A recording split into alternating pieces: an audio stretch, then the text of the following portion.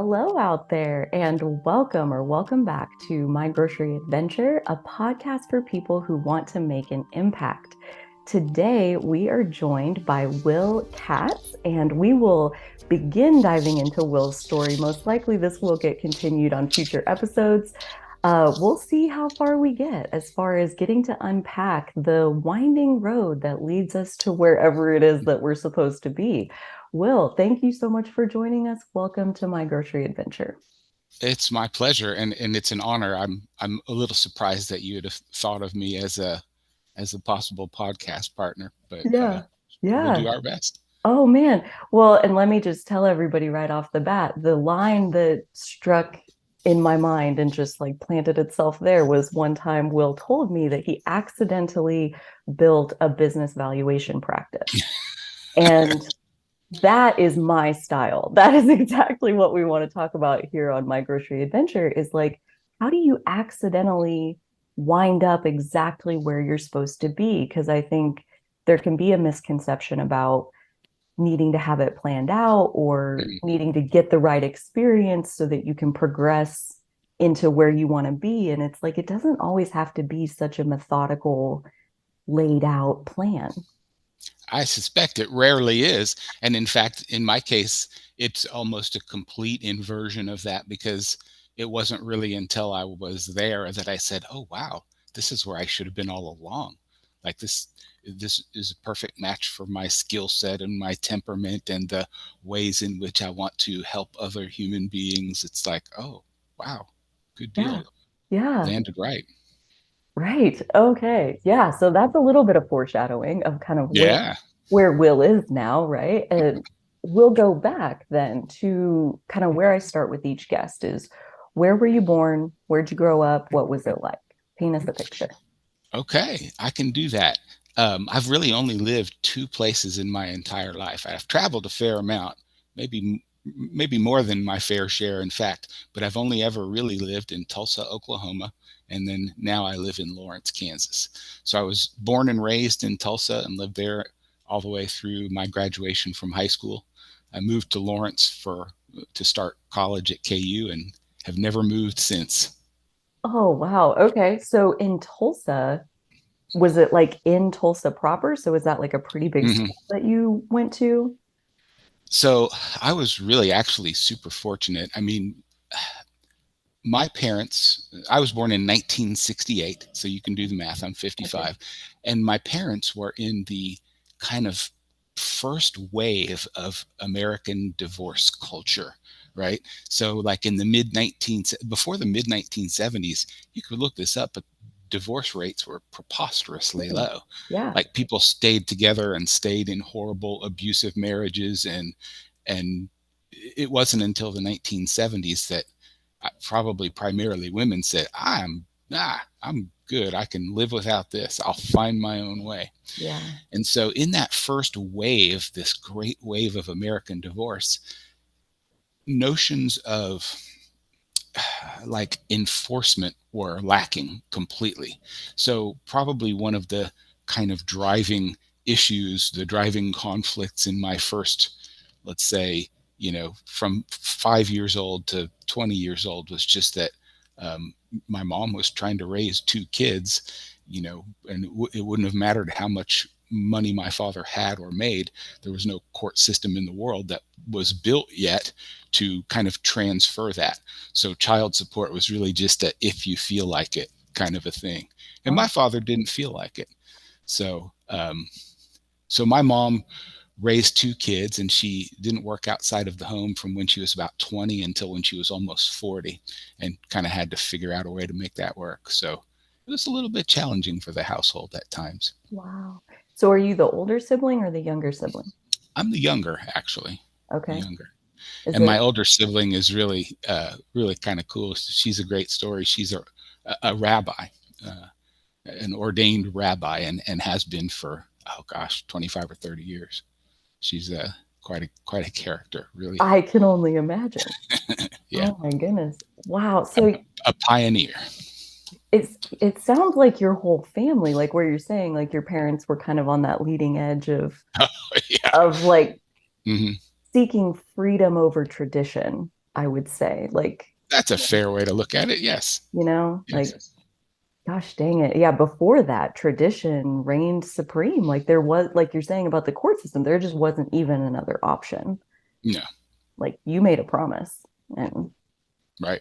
that's the end. Absolutely. That's it. Right. Yeah. Yeah. Gosh, like by the time I came along, like it was such a common thing. Like, Yeah. were did you have other friends where their parents were, or were you like the only one kind of thing? Amazingly, uh, I have a set of cousins that they were all born. There were three kids, all just a little bit older than me, mostly around my sister's age, and my aunt and uncle. And they got divorced about a year before my parents did. And I remember when they told me, "Oh, your aunt and uncle are getting a divorce," and I was like, "Wait, what? What is that exactly? And what does that mean?" And then when I figured it out, I cried and cried and cried and cried for an hour or two. I was just shell shocked and sad, and I couldn't even imagine it. Like, actually a family going different ways? That doesn't happen, does it? I mean, I'm 6 years old. That doesn't happen. And then when my parents told me a year later they were getting divorced, I was like, oh, okay, whatever. You do you. You'd like come to terms with it by that point. I guess so. Yeah. Yeah, interesting. Wow. Hmm. Mm. So, yeah, like what was that like then as far as your childhood? Did you do like activities and like extracurriculars? Like did you like school? Any of that? I did. I liked school. I think I say this all the time, and I'm not sure this may not come across as easily on a podcast. I think I'm a reasonably sharp guy, but my sister got all the brains in the family. I mean, truly, like she has. I don't know. She's got at least one doctorate degree. She's got two master's degrees. She's got an undergraduate degree in computer science, for God's sakes, from the 1979 or 1980. And then she's also got a master's degree in human relations and one in vocal performance. So talk about just this brilliant and well-rounded person. Mm. And so I think I always knew that, like, academically I probably wasn't going to quite measure up to my sister, but I liked school just fine. And so I think what I was about to get to, in fact, when you started asking, is that, like, I was really lucky in growing up. And yes, I lived in the heart of Tulsa, like really close to the geographic center of the city. And I ended up, I'm not sure how I got so lucky. I know I made the decision here, but I went to magnet schools from sixth grade on. So I went to George Washington Carver Middle School, and I went to Booker T. Washington High School. And these actually were truly formative experiences for me. I recognize that not everybody kind of had that the type of exposure to academic programs. That was kind of the whole pull. Magnet schools offered academic programs that not all the other schools offered. Why? Well, because they were trying to. Again, you have to go back, like, this all in the mid 1970s. Um, there were a couple of Supreme Court rulings that basically mandated desegregation of public schools, and Yeah. Tulsa chose to do this a really interesting and voluntary way through the creation of this magnet school program. I think it is underrated the degree to which the United States has basically circumvented all of those desegregation orders. And so if you look at a place like Kansas City, where there's some really convenient stuff, like a state line, for example. And so if you didn't want your kids to go to school in a mixed school, you just moved to Kansas, and then you didn't have to worry about it anymore. If you lived in Kansas City, Missouri, you sent your kids to a private school, or you just moved. Mm. In a city like Tulsa, at least at that time, it wasn't quite so obvious. And I think that, just in my observation, I think that that's happened a lot more around the country. Almost any major metropolitan area has figured out pretty much how to segregate their public schools, Yeah. sadly, Yeah. between the 1970s and now. But at that time, in that location, it was this voluntary desegregation program that turned into this magnet school program that has been really robust and rewarding for a lot of kids over a long period of time. In fact, I'm still involved in, like, alumni association stuff. I'm going to be, what is today? I'll be going back in about 4 weeks for the homecoming football game. Oh, Um, I love that stuff, and I'm really I recognize the good fortune that I have with connections with some of my high school classmates that go back a long time and are still yeah. really meaningful. Yeah. So I have a couple questions. Number one, I've never heard that term before. I think you're saying magnet school.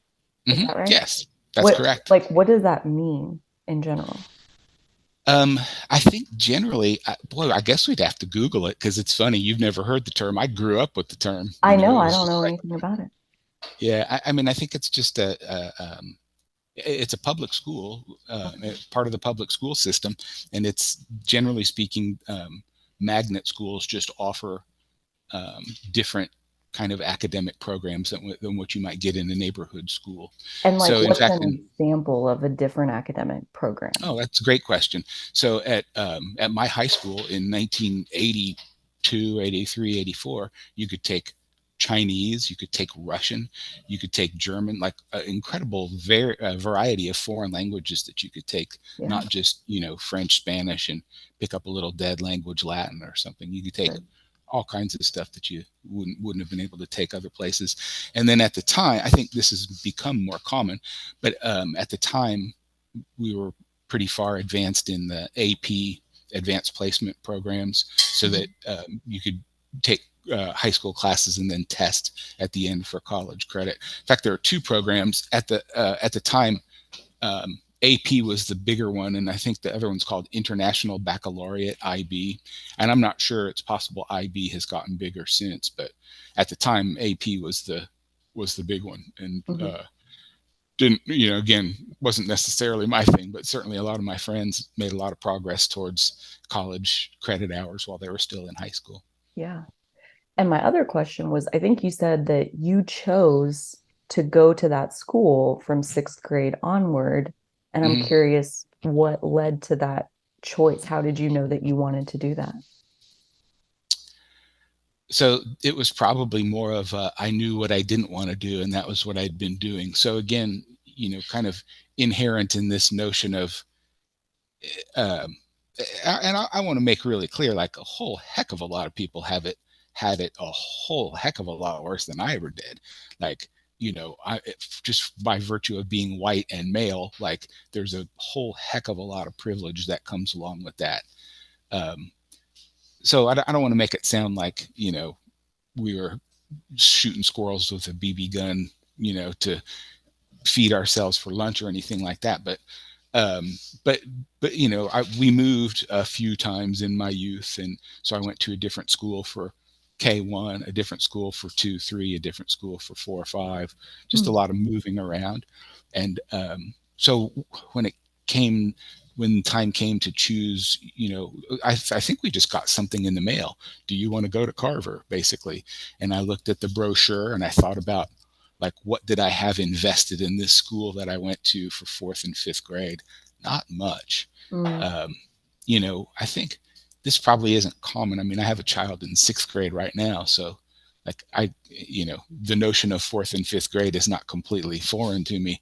I think when you go to a school in fourth grade, you'll often go into a school where a lot of the other kids have been together since kindergarten, right? And so, you know, you may or may not be like kind of in the in crowd or whatever. So I didn't have much investment there. And so I get this brochure.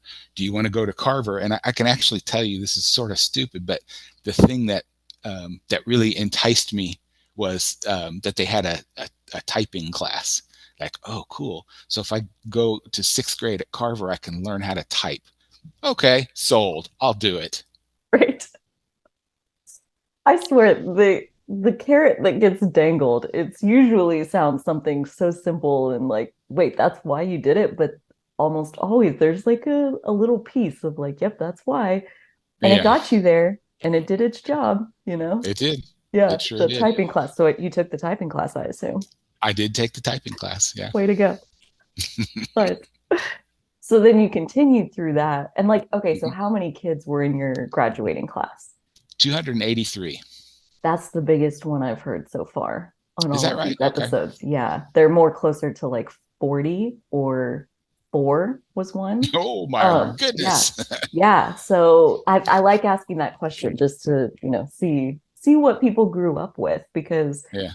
it's very different to stay at the same school K through 12 and then Yeah. like go to college with a bunch of those people, like the same people the whole Hmm. time. I mean, that's what I had. And so thinking about Is that right? changing schools multiple times, I mean, How that big was your graduating class?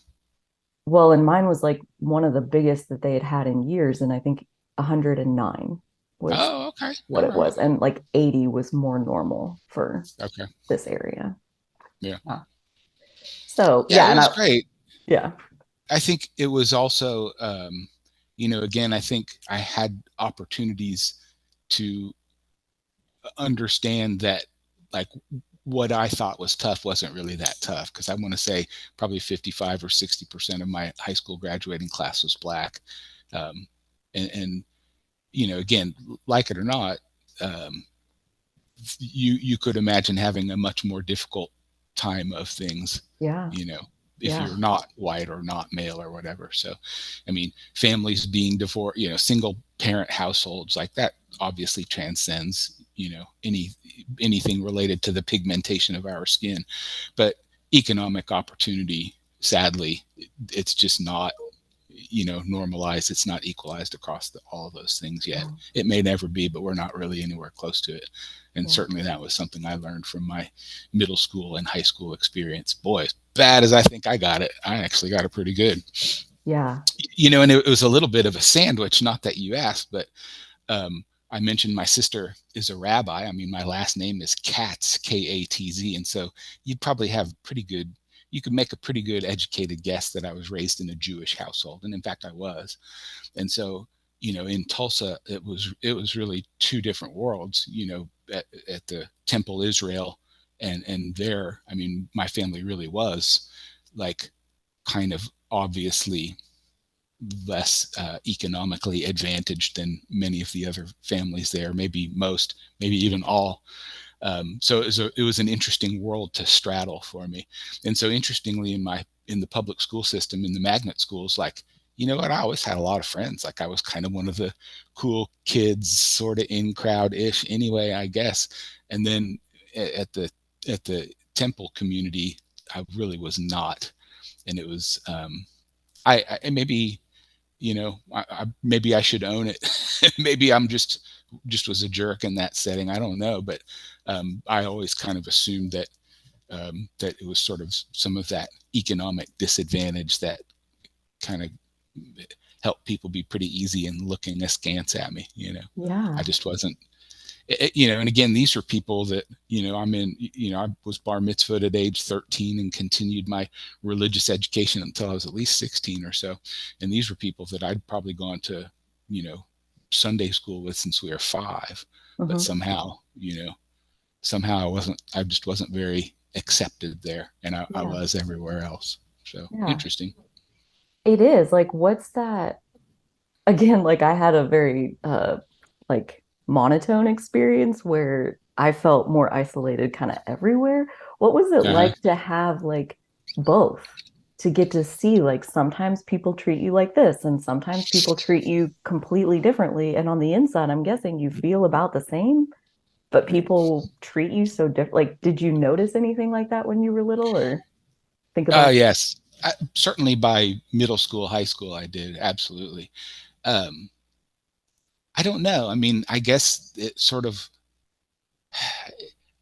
led me to an acceptance eventually. I don't mind telling you, I was a really angry young man. I'd guess maybe from 10, 12, 12, 13 years old into my middle 20s at least. Like, I was actually kind of a troublemaker. I got in lots of trouble. Um, Most of it, like, people have gotten in worse trouble. Let's put it that way. Fair. Um, Through the grace of whatever forces, a lot of it is that I didn't get caught doing some of the things, um, but boy, I was very angry. I think because of that, it was really mystifying to me. Like, how is it that, I'm treated one way here and I'm treated another way here? But also, like, it wasn't completely foreign to me that some of my black classmates were treated way worse than I was anywhere. Like, we go to the mall together. I'd go with white friends, and nobody, we never even saw mall security or anything like that. I'd go with my black friends. We just get followed the whole time. So, Yeah. like, it was really obvious to me at that time that, like, there it was all just very capricious. Like, the way anybody is treated in any situation isn't related to, you know anything I could put my finger on, other than Yeah. things that made me mad to think about. So I don't know. Didn't mean to snort, but yeah, yeah, yeah. It's the color of your skin, or it's the depth of your pocketbook. At least that was what it looked like to me. uh, and maybe I was right, but yeah, I was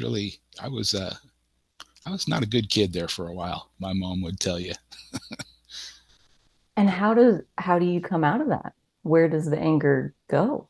How does it transform? What do you channel it into? You know? Maybe, I don't know. I mean, this probably isn't a great answer. Maybe some of it's just acceptance. Like, yeah, I guess that's what it is. When you're young enough, you think, well, this can't possibly be the case. And so you just get madder and madder about it. And eventually you just go, well, okay, this is obviously the case. You know, I can get mad. And the more mad I get, the more it ever limits my ability to do something about it. Or maybe I do something about it in really, really small ways over the course of my life. And maybe, I guess I hopefully got 25 or 30 more years in me. And maybe at that point in time, I'll look back and say, that's exactly what I did.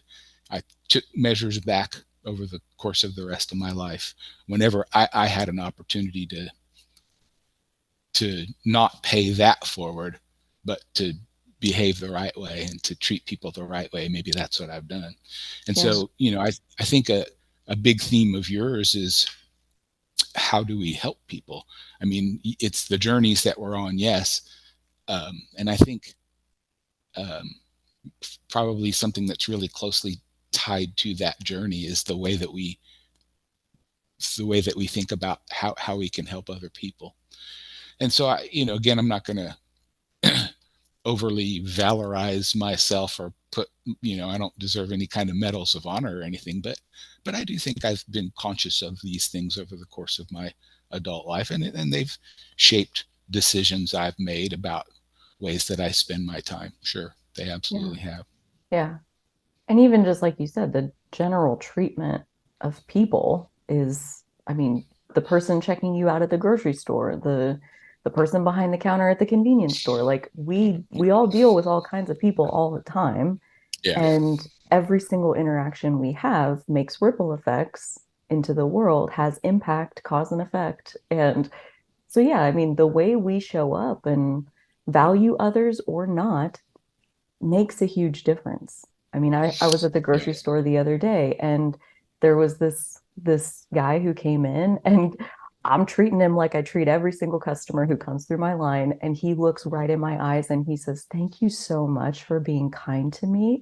I was Oh, like, "You're welcome." And he's like, "I was just across the street," and told me this horror story about the guy at the convenience store or whatever.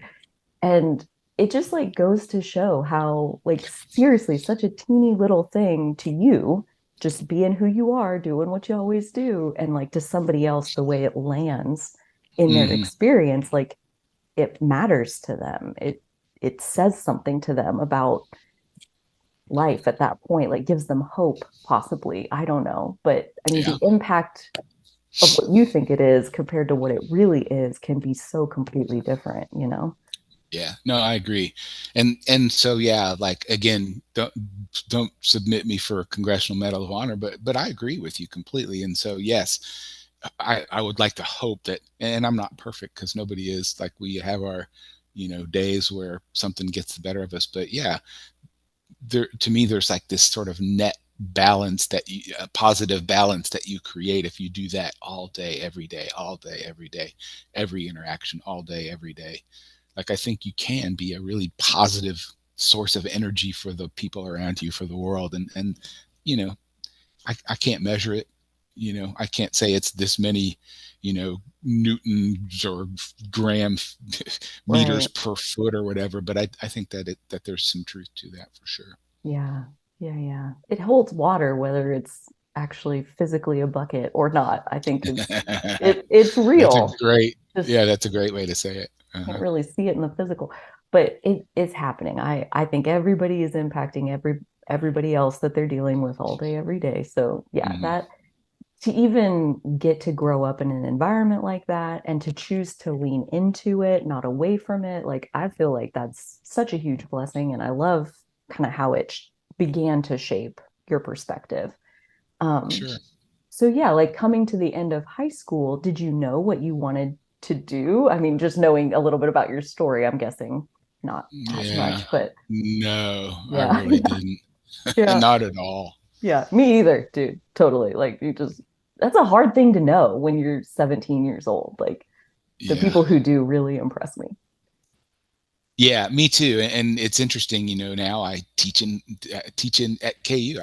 Teach college students, graduates and undergraduates, and I'd say 95% of the students I teach are so far ahead of where I was at that time. I'm like, oh my gosh, I'm so impressed by them. I Yeah. really am. Yeah. So So yeah, I didn't. how did you decide then that you wanted to move to Lawrence and go to KU? How did that connection happen? Or was that right after high Yeah. school? It was right after high school, and I had a girlfriend at the time, and I'm not sure how I managed to have this girlfriend because boy, she was, you know, from a fairly different set of circumstances, and she was coming up here, and I had some other really good friends that were coming up here too, and so honestly, it was almost a bit of self-preservation because again, I'm not, I don't want to dwell on it too much, but I spent some time running with a crowd that wasn't that would certainly have not been beneficial for me. Some folks who are no longer with us, or if they are, they're incarcerated somewhere. Mm, Um, and so I think I had some sense of self-preservation in leaving that situation, probably as much as anything. mm, Move up to Lawrence, start over a little bit, see how that goes. I've got good friends there. The friends that I had going to Lawrence tended to be the ones that were a better influence on me. And some of the ones that were staying in Tulsa or maybe even going to Stillwater or Norman, maybe were the ones that weren't such good influences on me. mm. Interesting. So like, yeah, So you had enough sense to gravitate towards a a more little bit. open path. Yeah. Now, to be fair, it wasn't all peaches and cream after that. I mean, I took 6 hours my first semester, and I passed three of them. I passed one out of two classes, and then I can't remember. Second semester, I want to say I took another 6 hours, and I think I passed all six of them. But Oh boy. but what happened after my first year at KU is that the university took away my right to receive financial aid. They didn't kick me out, but they might as well have. Like if this is during the Reagan presidency, Carly, and I got Pell Grants. I got Pell Grants during the Reagan presidency. So you could look that up and figure out what percentile I was in there. But clearly, without financial aid, like they may as well have kicked me out of school. And Hmm. so I ended up taking, I think it was, no, I just took 2 semesters off. And in the fall of that first semester that I took off, I got a job, and I started working in a local factory. It was called E&E Display Group. Edward and Evelyn is what it stood for. Earl and Evelyn. No, Edward and Evelyn. I don't even remember. But I got a job there, and I think my starting wage was $4.05 an hour. And most of what I did was fold cardboard sheets up into boxes, pack stuff in them, tape them shut, palletize them, and get them ready to go out the door on a truck. Um, and it was pretty hard work. not easy work. It was pretty physical work. It wasn't difficult, like mentally challenging work. But I did that for a few months, and I eventually got a like a little bit of a raise, and I got moved to a machine operator position early that spring. I think I was making $4.76 an hour, and I ran a machine called a thermoformer, and I did that for years. Years. I probably did that for about 4 years. Ran mostly that same piece of machinery. What does that machine do? It takes sheets of plastic and turns those sheets of plastic into formed units of plastic. So the company, I ended up working here for 17 years. So this is actually a really formative period in my life. Um, and I would have never guessed that walking in the door. It was like, well, I can make $4.05 an hour. So I think if I can hold out till my first paycheck, I can actually get groceries with it. Like it was that. It was very, very much that. Um, but the company made a variety of point of purchase displays and store fixtures.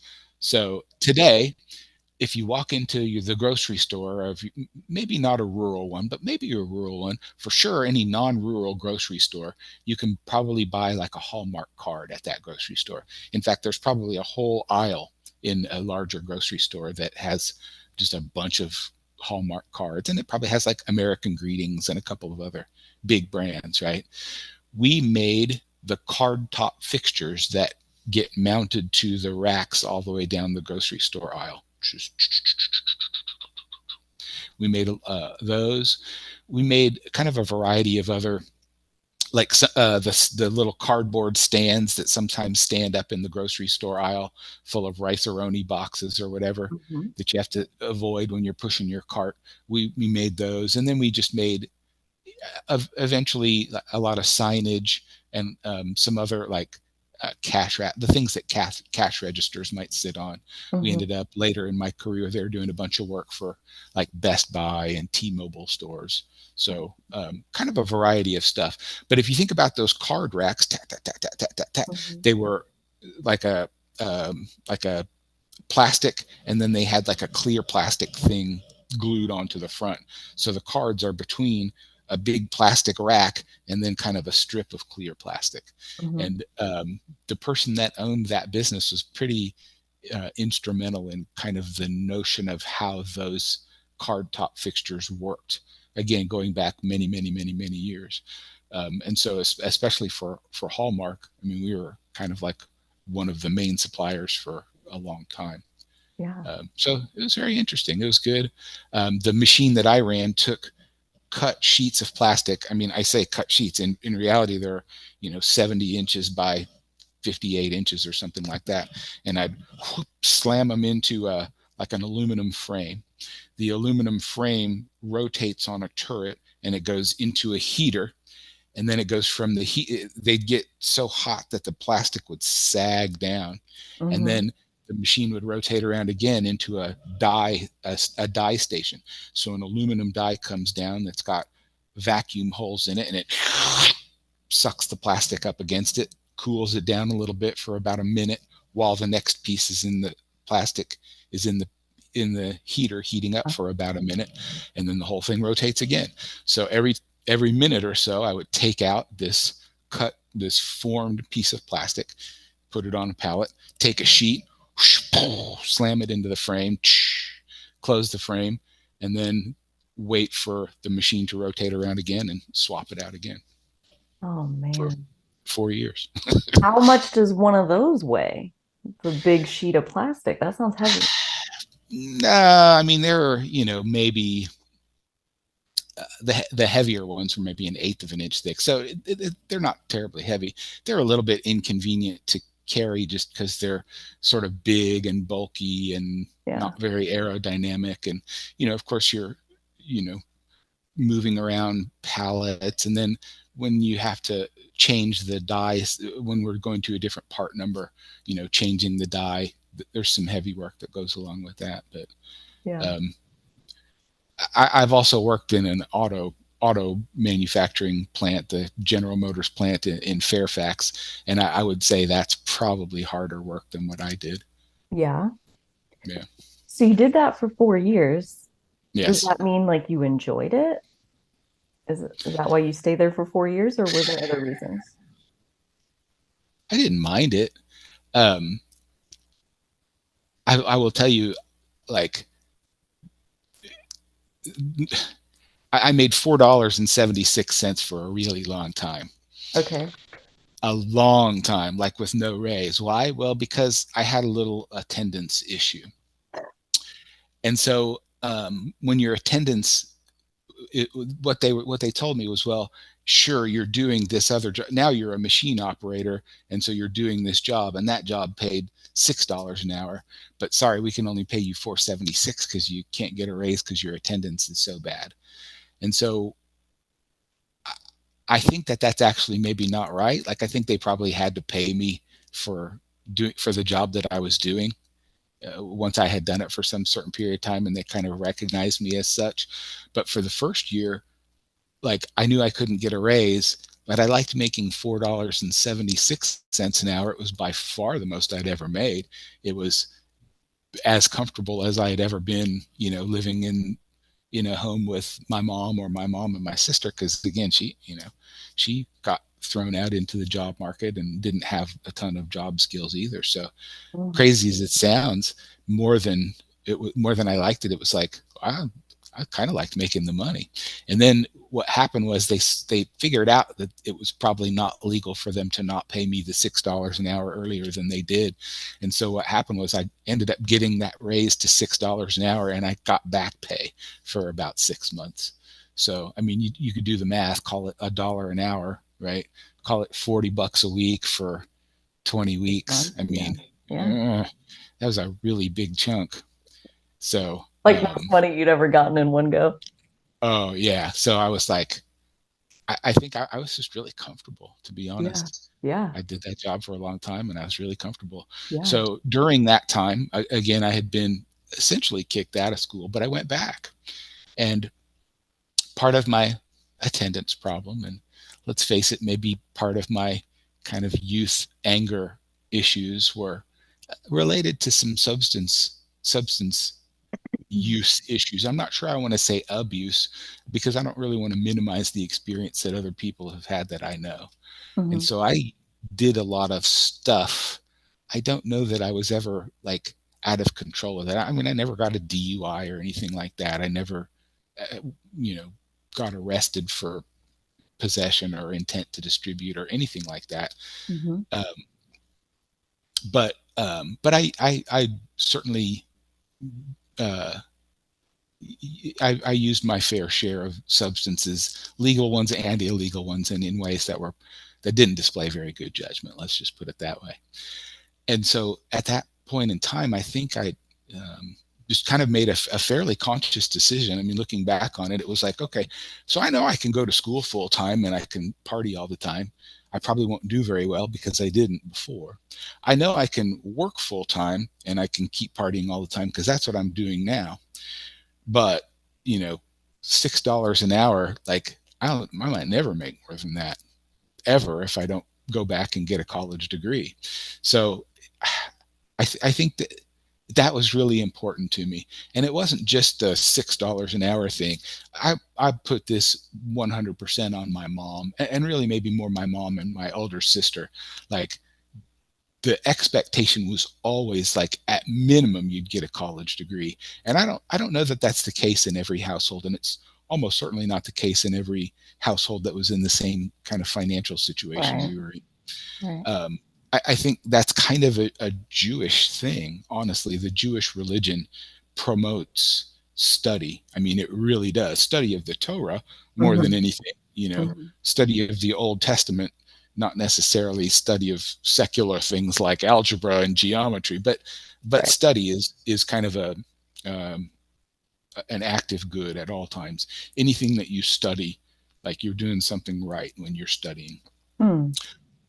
And so, like, that was a big part of it. There had just always been an expectation that at least I would go to college and get a college degree. I mean, at a minimum, you Yeah. know, I've heard other parents have these conversations with their kids. over the last 5 or 6 years, my kid's in sixth grade, and oh, how many grades are there? Well, there's 12. What happens after 12th grade? Well, whatever you want to do. With me, it was like, well, how many grades are there? Well, there's 12, but then there's college for 4 years. Like it was never disintermediated. It was always just part Right. of it. It was Right. table stakes. So looking back on it, I think I'm really lucky because with all of the other poor decisions I was making, I think if that wasn't just absolutely foundational for me, I would have just been perfectly comfortable working in a factory for a while, a long Sure. time. Sure. Well, and in fact, I did, but in a different way. So I went back to school and I switched. I worked a 4 p.m. to midnight shift. I took a year off of school, and Right. so I said I did this job as a machine operator for about 4 years. 3 of those years, 2.5 of those years, were working a 4 to midnight shift, and and I was comfortable. And then what happened was I became uncomfortable. How so? Maybe the kind of the most formative thing, and again, I can't exactly explain why this happened. At some point in time, one of the second shift supervisors retired or left, took another job, or oh, actually, now that I think about it, I know who it was, and he moved to first shift. I think one of the first shift supervisors left. Keep in mind, this is no small. This business did between 20 and 30 million a year in revenues and had about 250 employees. Probably Yeah. there were, I'm going to guess, 60 to 70 people that were on this 4 to midnight shift, spread out across about 320,000 square feet. So I mean, this is a reasonably big employer. Technically a small business. Technically a small business, not that incredibly small, bigger than most small businesses by Right. far. Hmm. I think 76% of all businesses in Kansas have 5 or fewer employees. Sounds So, great. I mean, that puts this Yeah. in a That's huge. much larger, yeah, much larger category for sure. So a supervisor was leaving, and it was a guy that I respected quite a bit, and he actually, out of the clear blue, one day said, "You should apply for that. You should apply for my job." It had never even crossed my mind. Never. Didn't occur to me at all. For one thing, I mean, I'd been there a couple years, maybe 2.5 years by then, maybe, I don't know. Well, okay, I guess I'd been a machine operator for that long. So 3.5 years. But I will tell you, I started in 1987. So I was 19 years old when I started. So this would have made me 22, 23 years old. And the other people who I already knew were putting in for it were certainly in their 40s, and most of them had been there a lot longer than I had. So I'm like, well, that seems kind of crazy. And in fact, I didn't put in for it, but the same thing happened again not long after. And so some of this is that the business was growing over this time. And so I think what happened the second time was nobody left, but one of the other second shift supervisors got moved to first shift because the business was growing. And so the second time, honestly, by the time that I had another opportunity to do it, I was looking around at the folks that would then be my supervisor. And I thought, gosh, either I have to do this thing that I've never really thought of doing and I'm not sure I want to do, or I'm going to have to let one of these people be my supervisor. And and again, my job was sort of solitary, and like I could get away with it. It was okay. They wouldn't bother me too much because I was pretty productive and pretty good at what I did. So they would just say, "Will, you stay over there and run your piece of machinery." But at some point in time, I think I felt like I had an obligation to do what I could to make that to make it the best it could be for everybody there. And so I thought, I'm going to go ahead and apply, and I did, and somehow I managed to get the job. So for most of then what remained of my college years, so probably another 3 years, 4 years after that, I was basically like a shift supervisor in a factory, Mm. like a first line supervisor. And so, how many people did you supervise as part of that job? Probably on average anywhere from 30 to 40. And so I did a lot of kind of hiring and firing and disciplinary stuff, and I did a lot of scheduling of the putting the people, like a scheduling department kind of created a master schedule. And so for me it was like, how do I take the people to accomplish the work that we're going to get done tonight type of scheduling. Yeah. And yeah, so it was really interesting. I loved it. I love that you told that story about like feeling like I've never even thought about doing this, but then you look around at who's going to be your boss if you don't do it, and that's what pushes you over the edge into doing it. This is the second time we've heard this exact same story on my grocery adventure, where like people who are meant to be in charge of other people rarely think that they should be. Hmm. And I think like the truly good managers often don't think of themselves as like, oh, I should be the boss, and that's why they're great managers because they have some humility to them, in the mix. It And could be. but then you see like, oh, well, but wait, I'm gonna have to work for this person. If I don't, okay, well, maybe I should at least try. Not And only am I going to have to work for this person, but I'm consigning a dozen of my closest friends to work for this person too.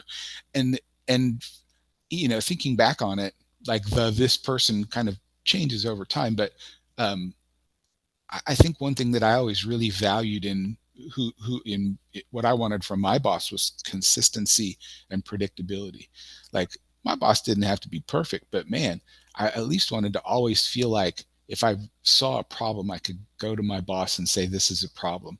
And we've probably all had bosses that you go to them and one day you say, this is a problem. And they say, okay, let's fix that. The next day you go to them and you say, this is a problem. And they say, you're fired. Right. Like there, and there's no, like, there's just no consistency to it. oh, Um, so the person that hired me into that supervisory position is a guy that is still a friend of mine. I see him several times a year. His name is Daryl Morgeson, and was and is just a really important friend and professional mentor for me. Possibly could even go so far as to say one of my two major father figures. He means a lot to me, and he taught me a lot of stuff yeah, that I use every day in a professional setting, and even in a personal setting. And some of it is just that with Daryl, like, I always knew what his response was going to be. I didn't have to like it. Like, there were some things that I don't want to tell Daryl this because here's going to be his response, and that's going to be uncomfortable. But I always knew what it was going to be, and not once did he violate that. Never once. Just really consistent. yeah. I Oh, I take that back. There's one story that I have to tell about Daryl if I can. okay, okay, great. This is so I worked at this place for 17 years, good long time. And so I got being promoted to a shift supervisor was not my last promotion by any stretch of the imagination. I ended up being a I worked in that scheduling department when I graduated from college, and then I was an area manager, meaning I was responsible for like it was about a 60,000 square foot piece of manufacturing across three shifts. And so, call it 90 or 100 employees, and 5 or 6 supervisors reported to me. Eventually I became the production manager. The entire production facility reported to me. So this is not my last promotion at all. um, so I was kind of in the middle of this trek upward through the management ranks, and I get a call from a business recruiter, and he says, "Hey, we are representing a point of purchase display factory in Tulsa, Oklahoma, which, as I understand it, is your hometown." And I said, "Well, yes, as a matter of fact, it is. Well, would you be interested? We'd love to meet you. We'd love to set something up and get you to meet the ownership and the management." And I said, "Sure, I would." Um, Again, this business that I worked at for 17 years, I mean, I loved it. I loved the people.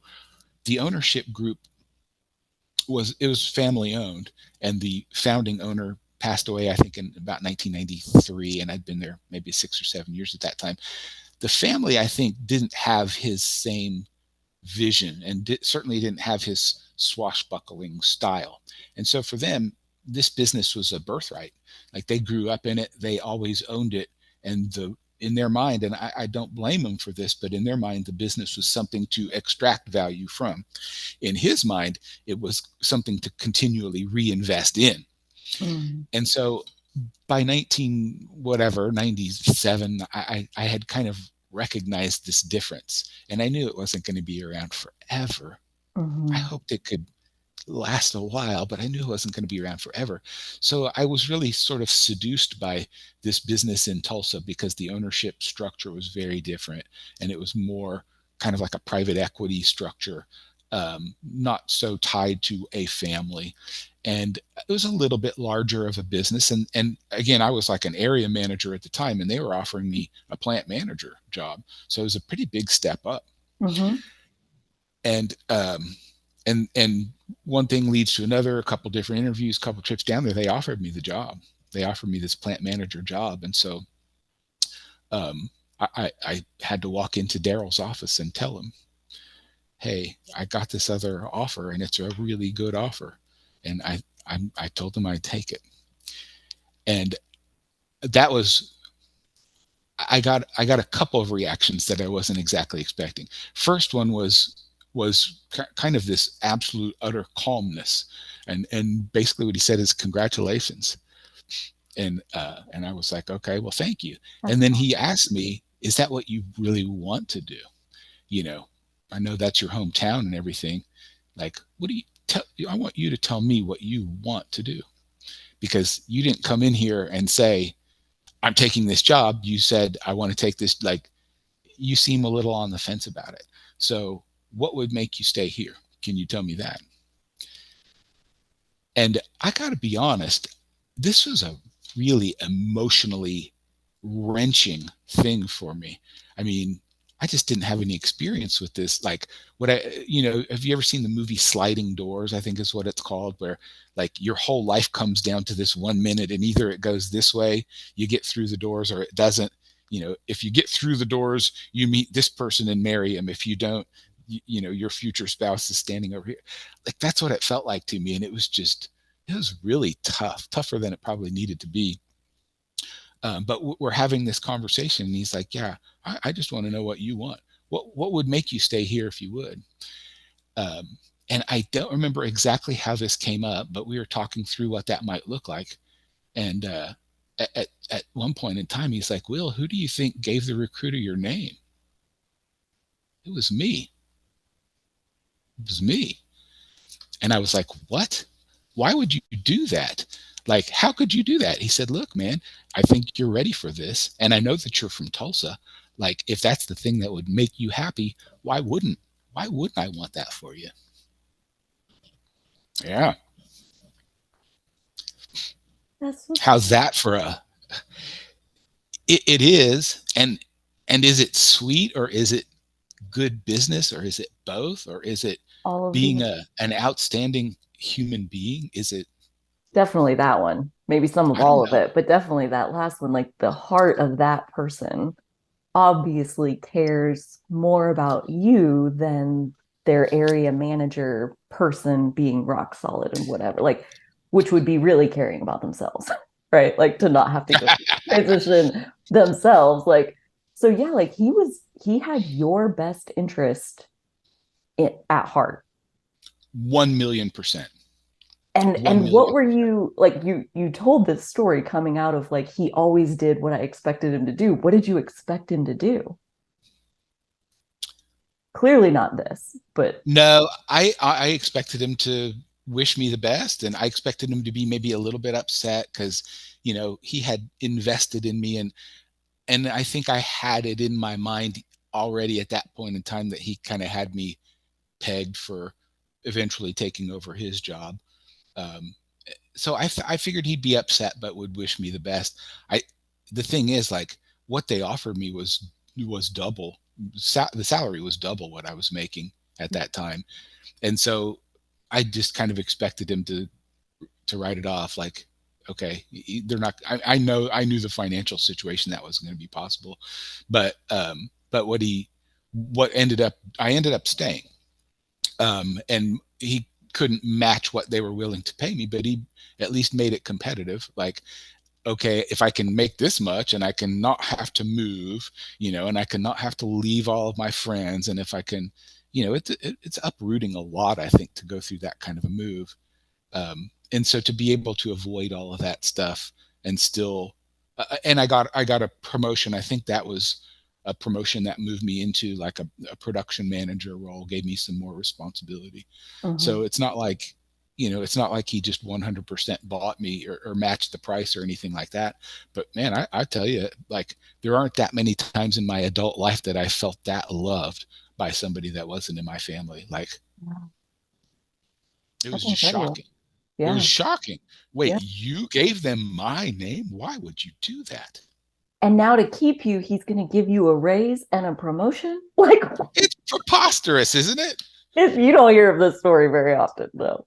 I know, but It's great. but I felt loved. I mean, he wanted what was the absolute best for me, Clearly, I first can and see foremost. I can see why you hold him so close to your Mhm. heart still. That makes a I lot of do. sense. Yeah. And it's, we don't, like, it's not some kind of a mushy, I don't send him Christmas cards professing my love. Like, it's not like that, but man, I understand what he did for Yeah. sure. I Yeah. understand, like, that's the kind of thing that makes me want to do that for as many people as I can. Absolutely. To pay it forward, that's all we can ever do, right? Mhm. Yeah. Yeah. Oh, Yeah. God. No way I could pay him back. I mean, he taught me so much, and he set an example that was just so powerful and remains that way for me. Yeah. Um, so yeah, all I can do is pay it forward. Yeah. That's such a cool note to end on. We've reached our Okay. hour and Very good. oh my gosh, that's a beautiful example of the power of a mentor to show you something that you didn't think was possible. And by definition, a mentor doesn't want you to pay it back to them, right? Like they don't really need you to pay it back to them. They're good. That's the whole point. Like they're paying it forward to you and you pay it forward to the next guy, which I Yeah, gotta think like you even telling us this story today on this episode, like that's paying it forward, honoring that I hope memory. so. I'm glad. I'm glad I got to hear it. I'm right there with you in admiring that and wanting to model that as best I can. Yeah. I feel like I have had opportunities to do it. I mean, I've had Um, plenty of jobs where there were more people that reported to me than obviously do now. And so yeah, I have had an opportunity to do that. And in fact, here we are. Next time we get together, I'm certain I will not be wearing a tie, but but some of that whole notion of, like, how do we choose to help people in this world? yeah. You know, what I'm about to do right now is I'm going to give expert witness testimony in a divorce case where there's a small business that's being valued as part of the settlement. And so, interestingly, like, I've kind of looked back at the history, and I almost always only take cases where I'm representing the outspouse in a divorce case, where I'm trying to say, in other words, no, this business is worth more than what they're telling you. The woman who's now the one raising the two kids in a single parent household probably deserves more than what you think, and here's why. Yeah. So I don't know. I mean, that doesn't obviously come directly from Daryl, but just that notion of, like, how do I help people? How do I help people that are in a situation? Maybe I recognize it, maybe I don't, but Yeah. how do we do it? And Yeah. boy, those are important decisions, aren't they? They are. They matter in the lives of other people. You're going to Yeah, show up and give your testimony for a little while and like that could potentially change her whole life and her kid's life, you one know, way or another. Yeah, one way or another. Right. Like we can't control the world by any means, but you yeah, sure can try to do what you can. And right. that's all we can ever do. Yeah, very good.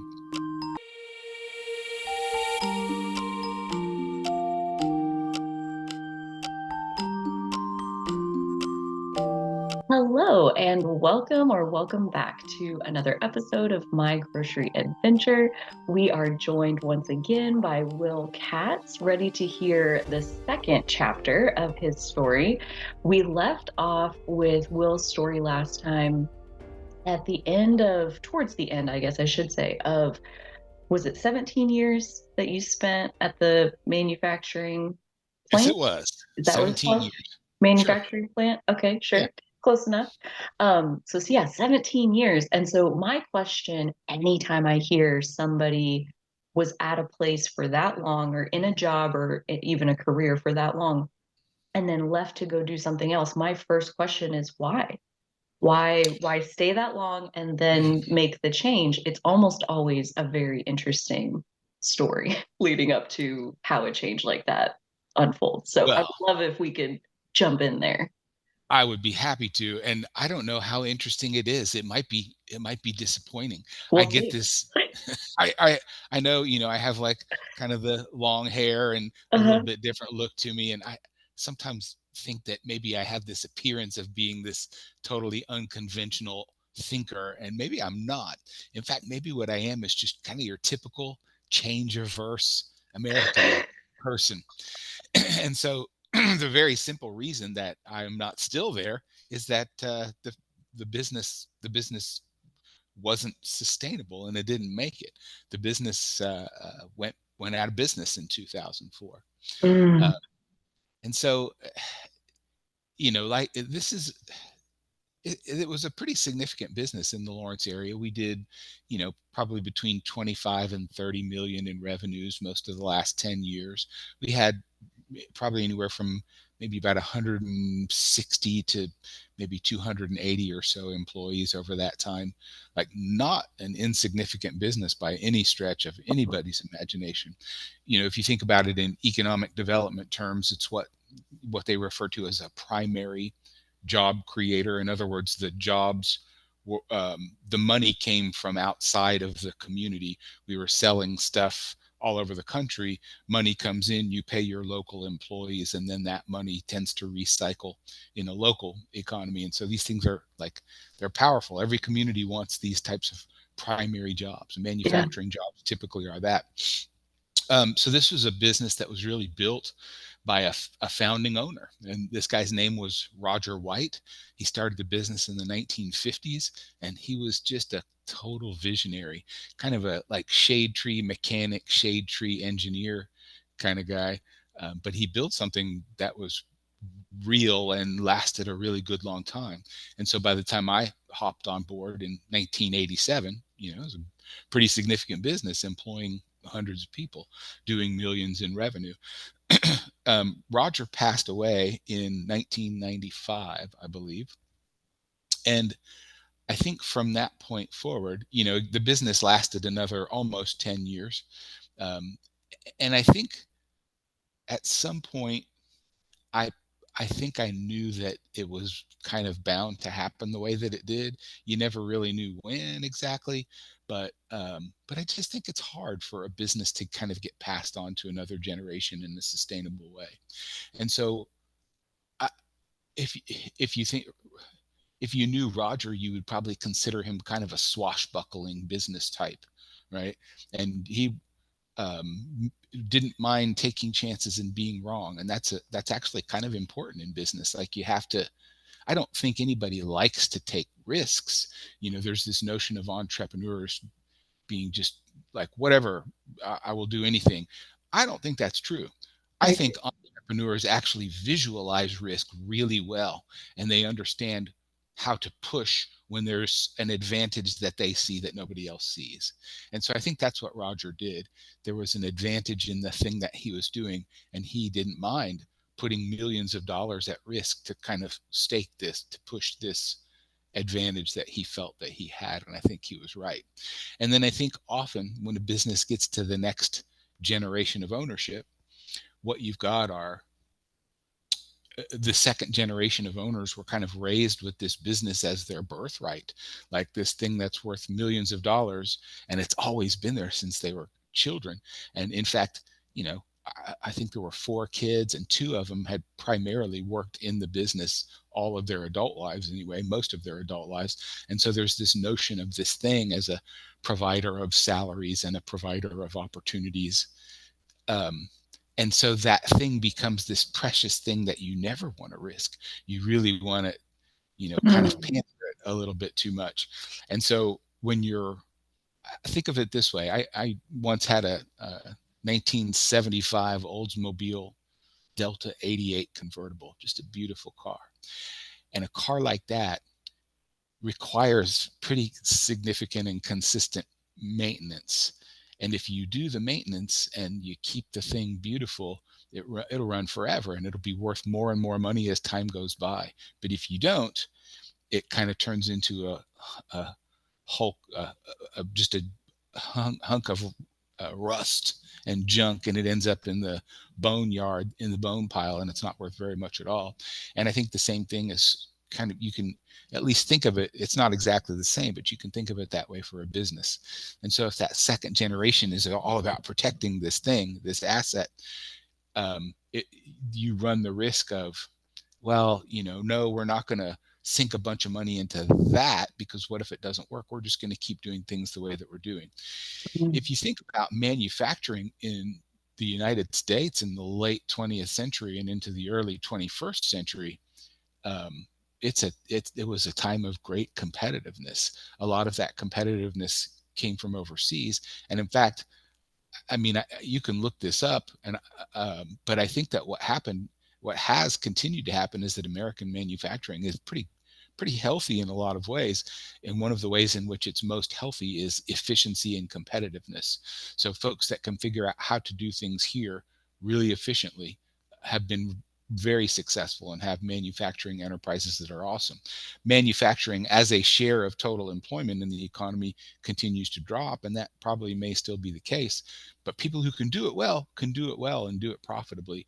And I think what happened to that business is that when you stop making that really constant investment, um, now we're bidding manufacturing jobs, and we've got pieces of machinery that can do hundreds of part impressions per minute, and we're bidding against people who can literally do thousands of part impressions per minute. You just Mm. can't be competitive anymore. Yeah. I think that's what happened to the business. And so we lost some important customers, and we um, kind of continued to try to downsize something that isn't really all that downsizable. I mean, once you get below a certain point, it's just not the same anymore. Like, you can't do it. So yeah, Roger passed away in 1995, and by 2004 the business was gone. And I Mm. think that's after not one, not two, but three, I think, pretty significant layoffs. And a lot of us, including myself, again, we sort of saw it coming. We just didn't really know when exactly. We didn't know what the final catalyst would be. Mhm. So, I Mhm. mean, I would tell you, I would probably still be there. And again, that speaks to more of this notion of maybe I'm just a change averse, not outside of the box thinking. Like, man, you give me something that works and I'll just stick with that thing that works and I'd be pretty happy. I'm a pretty simple guy. It doesn't take a lot for me to feel engaged. I don't need I'm not constantly striving to do everything better. Like, if life works, I'm happy in it, you know? Which, um, yeah. I don't know. I'm not a super religious person. I have at least a little bit of a religious education. My sister is a rabbi. I think I mentioned that last time. Yeah.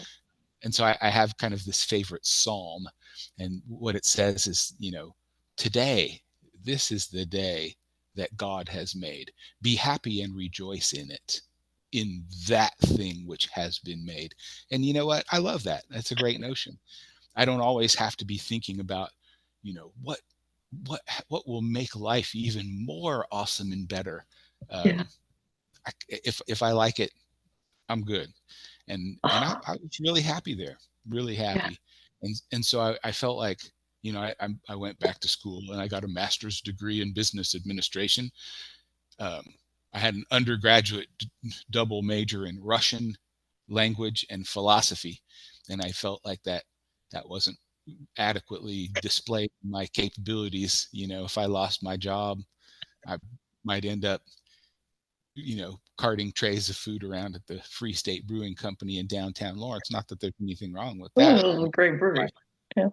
absolute best friend. In fact, the current director of the KU Small Business Development Center, my successor in that role, Christina Edwards, has carted trays of food around at the Free State Brewery. So it is a perfectly noble occupation, but I just wasn't quite ready for that. So I went back to school and got an MBA, and spent years at least preparing for the eventuality that I thought might befall us all, and it did.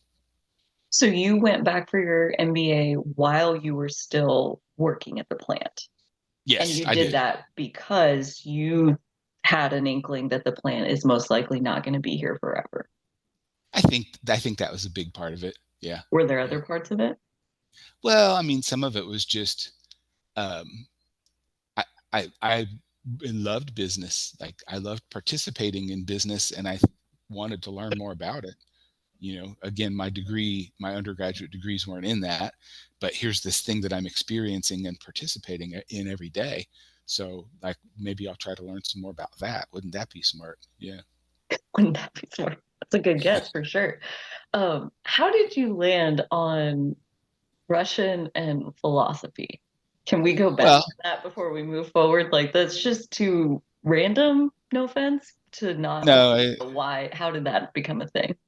yeah, I can see that. I think I just sort of gravitated to philosophy, and I'm not sure why. Just, it seemed like something that I would want to study. I, I, I don't want to try to discourage any future philosophy majors that may be listening to this podcast, but I think I would be quick to tell you that what I thought was this kind of study of thought ended up being more of a study of this particular body of work that has since been canonized as this thing called philosophy. And so we go back and study the history of this particular canon. And so we'll study, Socrates and Aristotle and, Immanuel Kant and maybe Nietzsche if we're lucky. And just this one body of thought, John Stuart Mill into the 20th century, that somehow, looking back on it, we call it philosophy.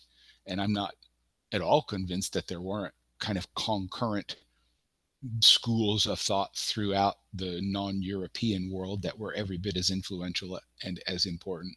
In fact, I'm sure there were. So I kind of got a little bit disillusioned with it, and I was disillusioned even by the time I was not yet done with my degree. Um, this is really strange, but Russian, I think, was a number of things. One of the more proximate things was that I actually lived with a college roommate who was born in Russia, and whose family managed to uh, emigrate from Russia and come to the United States on, like, religious freedom grounds, I believe, in the early 1970s, I think mid 1970s. And he was just a super fascinating guy, honestly. And then also, as a kid, I studied Hebrew, right, and got a bar mitzvah. So I think this is not uncommon, probably, with Jewish folks. Starting when I was, say, 10 years old, I studied a language that was very different from English. Hebrew, in fact, reads right to left instead of left to right. Mhm. And, you know, uh, like, the alphabet's not the same, right? And so if you think about something like Russian, um, I guess I just felt like, okay, I already fulfilled my foreign language requirement, believe it or not, with Spanish. Like, my first semester in college, I took like a fourth semester Spanish class. It's good. You're good. You don't have to take any more. But I just wanted to learn the language. That's all. I can't give you any good reason. And And then, the Russian person you lived with, like, is this just someone you met in Lawrence and decided like you were friends and you wanted to live together, or was it more arranged than that, or how no, did no, that? it was exactly that. Yeah. I was just Okay. somebody that I met. He was friends of friends. There were actually four of us that lived in this house Uh-huh. together. It was kind of like a big undergraduate crash pad party shack, Sure. Sure, sure. kind of thing.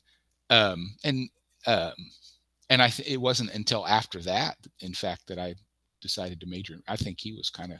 We were no longer living together, when I decided that that's what I'd study.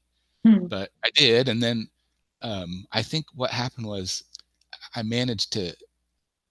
I'm not sure how I made this work, but I did a summer semester in St. Petersburg, Russia, in the early 1990s, which was awesome. Oh my God, just one of the best experiences of my life.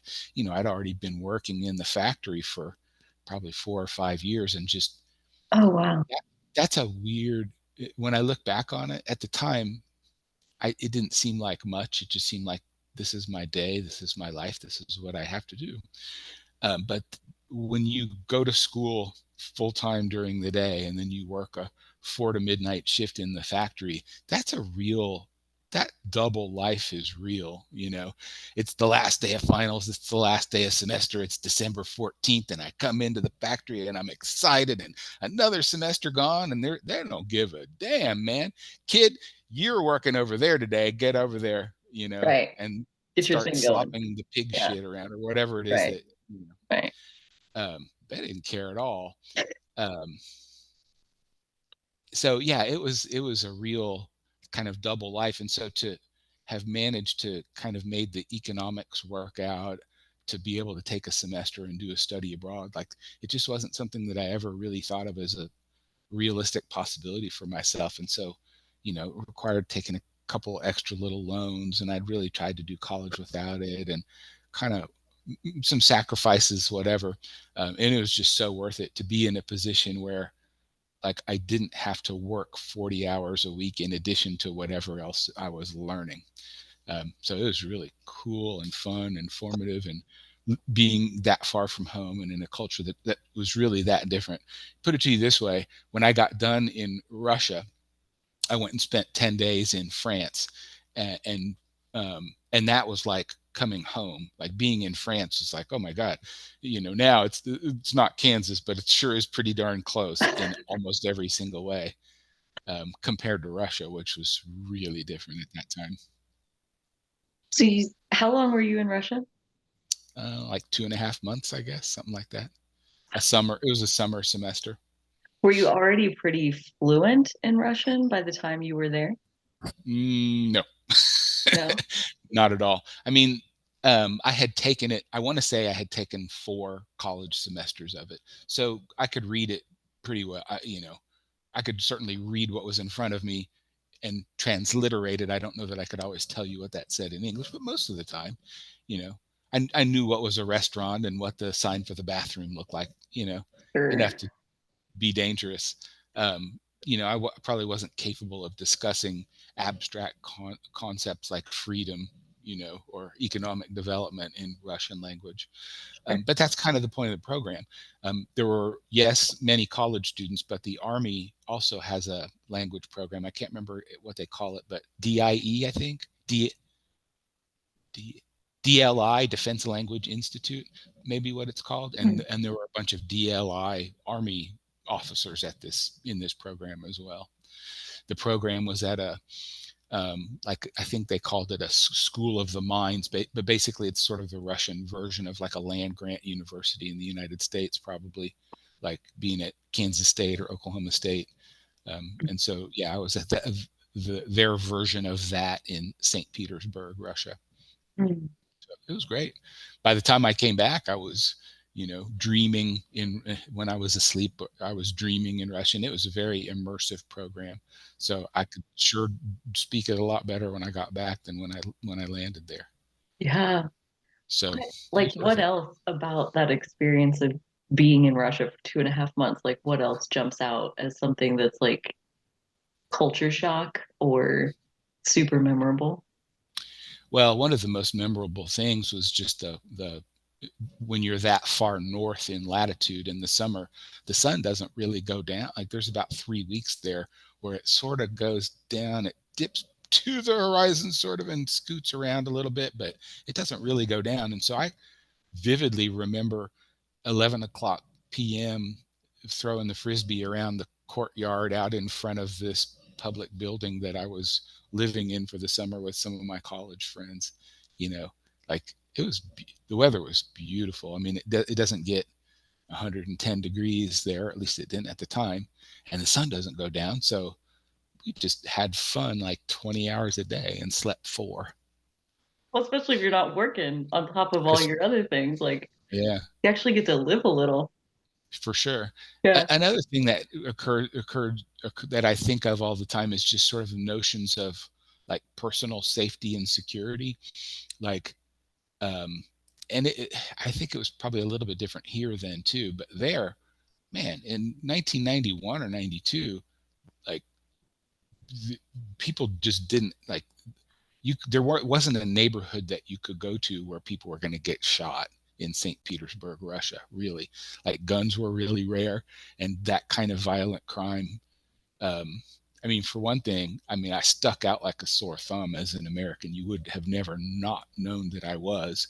So while somebody might try to kind of rip me off, like a cab driver might try to overcharge me if they thought that I didn't understand the math, or like money changing was a real thing. Like um, American dollar being a hard currency and being convertible against the rest of the world currencies, and to exchange dollars for rubles, like you could do it in a bank at a certain rate. That wasn't the best rate that you could get, but there was a lot of stuff that you couldn't buy with dollars there, and there's a lot of stuff that you can't buy with rubles there. So it's always good to have some of both.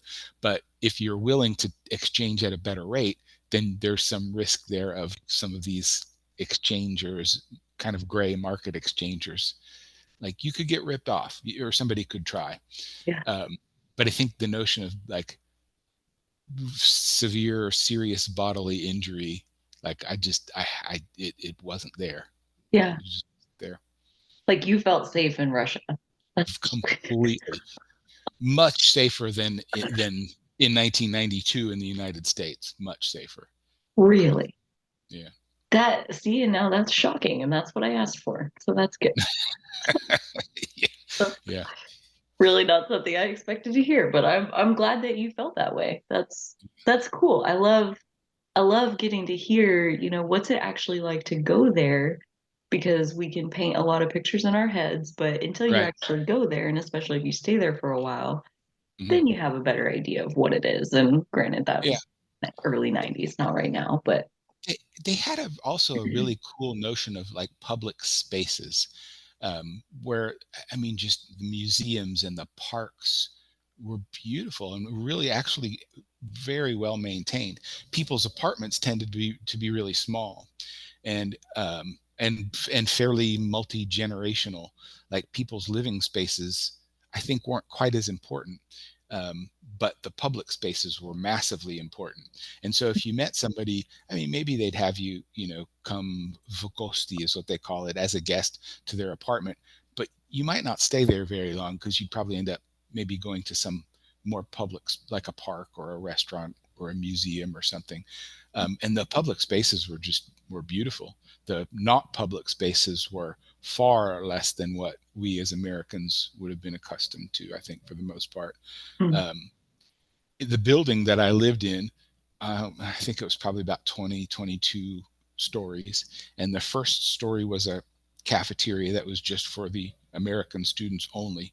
The next, probably 4 or 5 floors, were dorm rooms just for the American students only. The next 6 or 8 floors were dorm rooms, but only for the non-American students, only for Russian students. And then the top, whatever, 10 or however many floors were left, were just apartments with families. So it was like, that's an unusual, sort of an unusual situation. And so on the elevator, you could interact with, you know, a Russian family. And usually these are probably at least 3 generations living together in an apartment. mm. Did you meet anybody that you kept in touch with after you came back? You know, sadly, nobody that I'm still in touch with today. Not true. Some of the American students that didn't go to KU. I mean, we had students from Georgetown and from William and Mary and from a couple of other, and I am at least in some amount of contact with some of those folks. The Russian folks that I met, though, I'm sorry to say, no. I mean, there was one guy that I met that I stayed in touch with for probably 5 or 10 years. It just got too hard. I mean, Yeah. this is sort of before the social media era had dawned upon us, and um, I'm I'm not happy to say that I let a couple of those relationships just go because it's just too hard. Yeah, it happens. Yeah. Yeah. Okay. So that's your college. I really, after the first episode, I thought of that afterwards. I was like, wait, we didn't get to talk about his major and his Russia thing. And yeah, I wanted to hear a little bit more about that. So, Yeah. okay, so now to pick back up where we left off a minute ago, Okay. you got your MBA, the business, you saw it coming for a while, but now it Mhm. has officially gone out of business. You said you Yep. just didn't know like what the final catalyst would be. Was there a final catalyst, or was it just like the time has come and this is what it is? Yeah, I think there were a number of things. I mean, I think the business had sort of struggled with just kind of basic liquidity for a while, just to have enough operating cash to do what we needed to do, and business kind of continued to decline and decline and decline. And yeah, I can't remember if there was. I mean, I think we had lost a couple of customers. I think it was just liquidity more than anything. Yeah, Just ran out of the ability to keep borrowing the money to do the things that we needed to do. yeah. So yeah, it was tough. I mean, it was really hard. Yeah. So like are you like late 30s in this at this point? Is that right? 36. Yeah. Okay, mid 30s. So what came next? Did you have like a long period of unemployment, or was there I, something kind of right there? Or so I did not actually, and this really was this was formative for me. I mean, it really was. I mean, I'm 36 years old. I've worked in the same business for 17 years. I started when I was 19 years old, and yeah, and I did have a brief 6 month venture elsewhere, but I came back home and it was home. And I still have lunch with some of these folks. I think we've got like an every 3 week standing lunch date.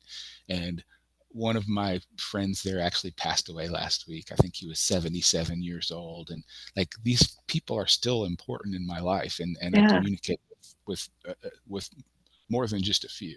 yeah, uh, but yeah, here it is. And so I think we had like there's sort of a 90-day, our last day will be this, and we still had some stuff that we needed to get done and worked out through the manufacturing processes and get to some of the clients that had already paid us and all that. And so maybe I should be sad about this, but like, I think most of us, oh man, I had some job applications out. It's like, okay, I've got whatever it is, 90 days, 120 days. I need to start applying. And I did. And I got an interview and I got an offer pretty quickly. So I actually left before the last day, but it was long after the last day had been set in stone. And you know, was I sort of important there? Yeah, I guess. But I also knew good and well that some of the other folks would be there till the end, probably wouldn't have the same opportunity to get a close enough to lateral move as what I got. yeah. So I actually went to work for the Target Corporation, the distribution arm of the Target Corporation. And they were opening up a distribution center, I don't know, 30, 40 miles down the road from my house near Forbes Field in Topeka. And so it was just opening up. It had not opened yet. And they're kind of in the process of hiring their kind of day of open management staff. Hmm. And it was actually a great experience. It really was. Um, I spent that summer, I can't remember when they hired me, early summer, and I spent the rest of that summer in Bakersfield, California, um, because I had to go work at a distribution center that was actually operating for enough for me to kind of understand the systems and the way that it really worked, so I could come back and coach the brand new team that was coming into a brand new facility. Hmm. Uh, and they treated me really well. They flew me home every couple weeks, and they, put me up in a, extended stay hotel. And I mean, it was great. They were very good to me. The, Hmm. the training was excellent. It's a really good organization, I feel like, and I learned a lot there. But here's the big but. I think that often companies like that tend to value people that are really tied to that organization, to that company, and they don't value people who are tied inextricably to their communities. And I think that's what happened to me. So I came back and I'd gone through the training and the distribution center open, and I was there for a little more than a year. And I think that they thought very highly of me. I think they thought I did a very good job. And so at one point in time, one of my managers pulled me aside, and I was like a lower, like a, I think it was called group leader. So sort of a lowish level manager, but hoping to get into that sort of more middle management ranks. And that's also sort of the clearest, the biggest salary break. Like if you go from where I was to the next step up, it was pretty significant. And so one of them brought me into their office and said, "Hey, we really like you, and we'd like to, consider you for a promotion. We think you'd be great in this management level. Would you prefer Savannah, Georgia, or DeKalb, Illinois?" Were my choices. And I was like, "Ooh, no, I don't think so." I don't prefer I, either one of these. I don't prefer either one. Right. I mean, Yeah. I was more tied to my community, and I wasn't.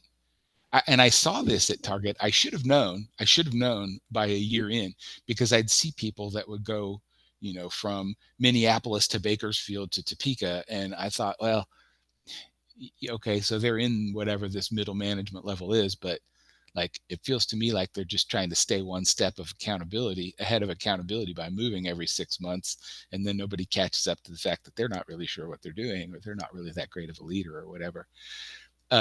So I just said no. And then it wasn't long after that that they offered me another choice, and it was I could go to headquarters, or I can't even remember where the other place was that they offered me. And I said no again. And then right after that, my fortunes changed pretty dramatically in the world of Target.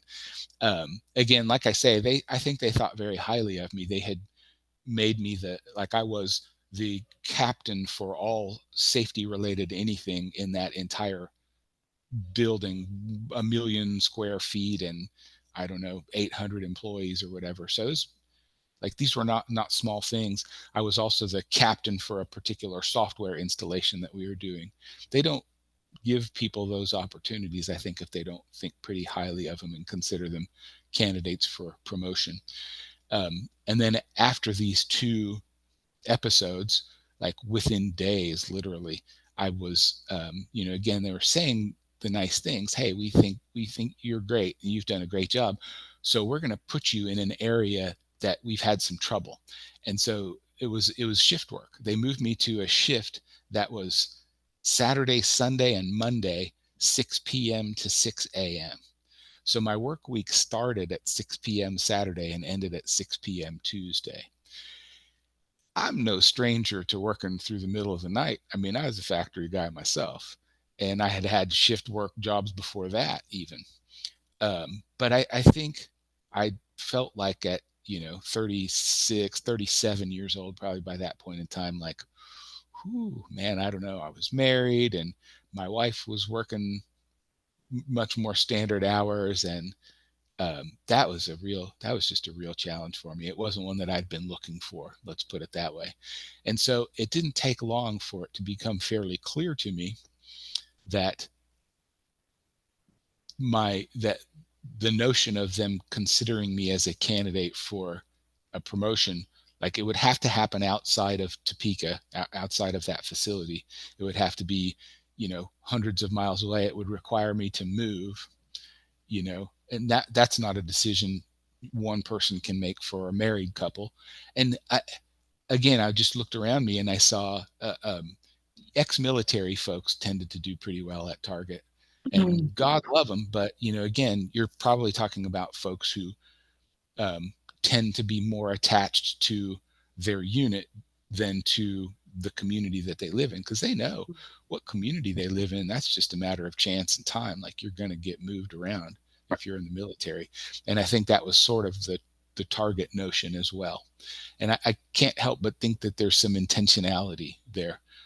Businesses do that. Like, there's something about it that when somebody is too tied to their community, that's not great for Target as an employer. Mhm. And I probably fit into that category. So once they moved me, it became really clear that that's where I was going to be for a pretty long time. Mhm. Um, and so that's kind of where I got my opportunity, my second career, right? So my first career is just manufacturing and distribution operations and managing lots of people, up to a couple hundred. And you know what? That was also sort of how I self-defined. Like I was a person who was really comfortable having being responsible for the work performed by dozens of other people. It was cool. I liked it. I felt like I was good at it, and that Mhm. if you can relate to people and if you can be genuine with people, like if you can treat them well, and they, generally speaking, people want to work and they want to do a good job, and if they don't feel like they're being taken advantage of and they like the person that they work for, they do well. I mean, studies show over and over again, like, why do people leave jobs? It's not necessarily just because of the money. It's because they like or they don't like the person they work for. I mean, that's a lot. That's Right. everything. There's like Um, a slightly different version of that quote where it's like people don't leave jobs, they leave managers. yeah, They leave the boss yeah, that they're working for. They can't take it anymore. And so right, yeah, you may love your job, but not click with your person who's responsible for managing you. And that yeah. changes everything. So It really does. and not everybody has your same stance on like, I'm comfortable with this, being responsible for a lot of other people's work. I Yeah, like this. Like, I mean, I feel like managing people is something that either you love it or you hate it. I haven't met very many people in that middle ground where they're like, it's okay. I do it if I have to, but it's not my favorite thing. yeah. It's like, mm, I'm not in that middle ground. I really love it. I mean, it, yeah. it was something that made me feel connected to interconnected to everything. Again, when I worked at the company I worked for 17 years, like, man, I to this day I come across people, who worked there for one summer 20 years ago, and like, I mean, I might remember who they are, believe it or not. Like, I was pretty connected. I knew a lot of the people that worked there. Um, Yeah. so yeah, and I like being that connected. Yeah. Um, yeah, I So that, I'm somebody who, you've heard people say, oh, well, I never forget a face. Sometimes I don't remember the name. I never forget a face. I'm the opposite. I never forget a name. That's just the way my memory works. And I might forget what somebody looked like, but if they tell me their name, I'm like, oh yeah, I remember you. You were on second shift and you stripped off the back of the Mealy die cutter and you worked for Virginia, didn't you? And they're like, yeah, how did you know that? Well, I just remember the name. yeah. Yeah. Yeah, Everybody's different. I just liked feeling connected that way. And so as I was working at Target and I was realizing that, like, they didn't view my future the same way I did. And again, today is the day that God has made. Be happy and rejoice in it. And so it's okay. I've got a job. It pays me enough to survive. I don't mind. The thing is, like, I couldn't see myself working overnight weekends for the rest of my life. It didn't work with the rest of my non-work life very well. So I Hmm. kind of just started gently exploring what it might look like to not do that anymore. And so, I wasn't, you know, rabid about it, but I was just applying for other jobs and seeing what stuff came up and putting out applications and resumes and just being pretty selective about it. And one day I read the Sunday paper in the Lawrence Journal World, and they had what they call their Progress Edition. And I think they still do it once a year. And in the Progress Edition, I was reading about, you know, businesses in the community, and I read an article that featured a guy named Kurt Klinkenbeard, and Kurt was the director of the KU Small Business Development Center. And I'd never heard of that. And so I read the article, and Kurt was talking about all the things that they do with small businesses to help small businesses. And I thought, I used to work for a small business. We only did 25 or 30 million in revenues. We only had a couple hundred employees. I mean, that's really small, right? So small. Oh, it's So huge. And then as I sort of alluded to before, um, the, like the time that time of transition was a tough one for me, but it was also really tough for the other 180 people that worked there. And some of them landed on their feet. Some of them found other opportunities pretty quickly, or opportunities that matched their skills, or opportunities that matched their pay. Some did even better, and some never did kind of get back to that level. Some, the skills that they had were really unique, or they were developed by that company, but they just didn't translate very well to another company. I mean, I know another guy. This is not a friend from work. In fact, I never worked with this guy, but he went out of college. He went to work for Enterprise Rent a Car, which was at that time, huge growing company. And he went to work in HR, and did HR work for Enterprise. And he worked there for like 20 years, and he got laid off, I think, in his early 40s, maybe mid 40s. And he was talking to me, here's what I'm going to do. Here's what I'm looking for. Nobody's calling me back. Hey, send me your resume. He sends me his resume. I read through it. I call him up. I ask him a few questions. It becomes pretty clear to me, as somebody who has at least a little bit of HR experience for, my original company. And then Target does a very good job with HR training kind of across the board.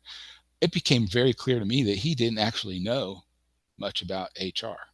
What he knew about was enterprise HR, which is a different thing than HR writ large. So he kind of got sort of too much specificity in his training. And so I saw a lot of that with my former colleagues at this company, that where what they knew about wasn't easily translatable to some other job. It just wasn't. Like, what they knew about was strictly what we did. And so I would tell you that that became a really important point for me in my life, just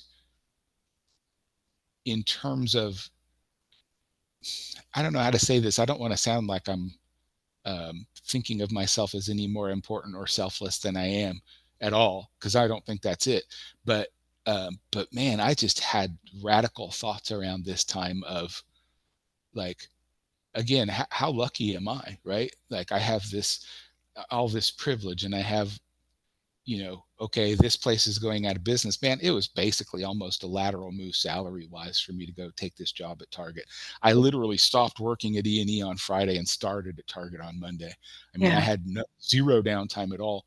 And I'm looking at people, not just people, but my friends, people that I've been friends with for 15 years, and the business closes and they're struggling, and the opportunities aren't quite there for them in the same way that they were for me. And it's kind of like soul crushing, right? And and just thinking about, like, what could I do? Like, how could I ease that for somebody? Just if there's one person, if there are two people. And so a couple people, I helped them get employment at the distribution center with me. And that worked out really well for a couple of them. You know, just anything. Like, it occurred to me just how, man, that was it was just a real inflection point in the lives of a lot of people. For Yeah. some, things got better. For some, things got, like, not just a little worse, but quite a bit worse. And so why? And what could I do? Just thinking about how to help people. And so when I read this article in the journal World's Progress edition about the KU Small Business Development Center, I thought, okay, I know small business because I used to work in one, or so I thought. And, I've got a master's degree in business administration. And more to the point, my work week ends at 6 o'clock Tuesday morning. And I don't got to be anywhere again until 6 o'clock Saturday evening. So I've really, Tuesday, you get home, you sleep all day. But man, I've got all of Wednesday, Thursday, and Friday available. And and sure enough, the article, Kurt is quoted as saying, we do all these things to help small businesses, and the interviewer is like, well, you know, what do you not do? And he's like, well, we just need more resources. I mean, if we had more resources, we could help even more people, and it would be great. And so, like, the very next day, I'm calling on the phone. I'm like, how can I help? I got nothing to do Wednesday through Friday, and I sure do know small business. Let me just tell you. So he invites me to come in and bring a resume, and he sits down and talks to me. And I'm sure that within 5 minutes, what he realizes, I don't know a damn thing about small business, actually, really, at this point in time. What I consider small is by no definition, well, other than the SBA's crazy definition, but by no means small. The SBA definition, if we can detour to that for just a second, Sure. I think the SBA tells us that anything is a small business with fewer than 500 employees and 100 million in revenue. That would be like, Carly, I like basketball. How do you feel about basketball? Do you like I it? couldn't care less. Yeah. Well, I do. And the thing that I don't like about it is that I don't like watching really tall people play it. It seems like it should be more of an every person sport. You don't got to be 7 feet tall to be good at it. So I'm going to start a new basketball league, and it's only for people who are 7 feet tall or shorter. And that's the SBA's definition of a small business. Can Like you exclude like exclude 1% of like businesses. 1%, exactly, maybe two, maybe two.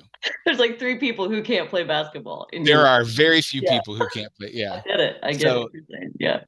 so what I think of as small business, and in reality, 76, I think, percent of businesses in Kansas are considered non-employers. In other words, 5 or fewer employees. Um, I want to say something like uh, 90% of all businesses do less than 500,000 in sales, something like that. I mean, small businesses are a lot smaller than what I thought they were in 2006. Let's just put it that way. Right. I had absolutely no conception of what small business was really all about at that time. But I wanted to help, and I had a degree, and I guess he determined that I was at least not a scammer and I was genuine and smart enough to kind of learn things. And so he did a really good job of kind of putting me. One of the first projects that I had was sort of a like a workflow mapping in, I mean, I guess manufacturing company, but I think they had more like 10 employees. And it was just, you know, I walked in one day and they formed stuff over here and they painted it over there, and then they did something to it over here, and then it went here, and then it went back to here. Like they just had a workflow that was not optimal for the space they were in. And so I kind of helped them remap things just a little bit. And he gave me some projects that like I could actually do, things that I knew reasonably well. And over time I learned a little bit about small business. So while this was all going on, one day I walked into the office and I said, Kurt, would you mind if I used you as a job reference? I'm really tired of working this overnight weekend stuff. It's hard. And so I'm applying for jobs. It's nothing serious, but I figure I might, you probably know me better than some of these folks at Target because, you actually spend time with me and you see the work that I'm doing with these folks.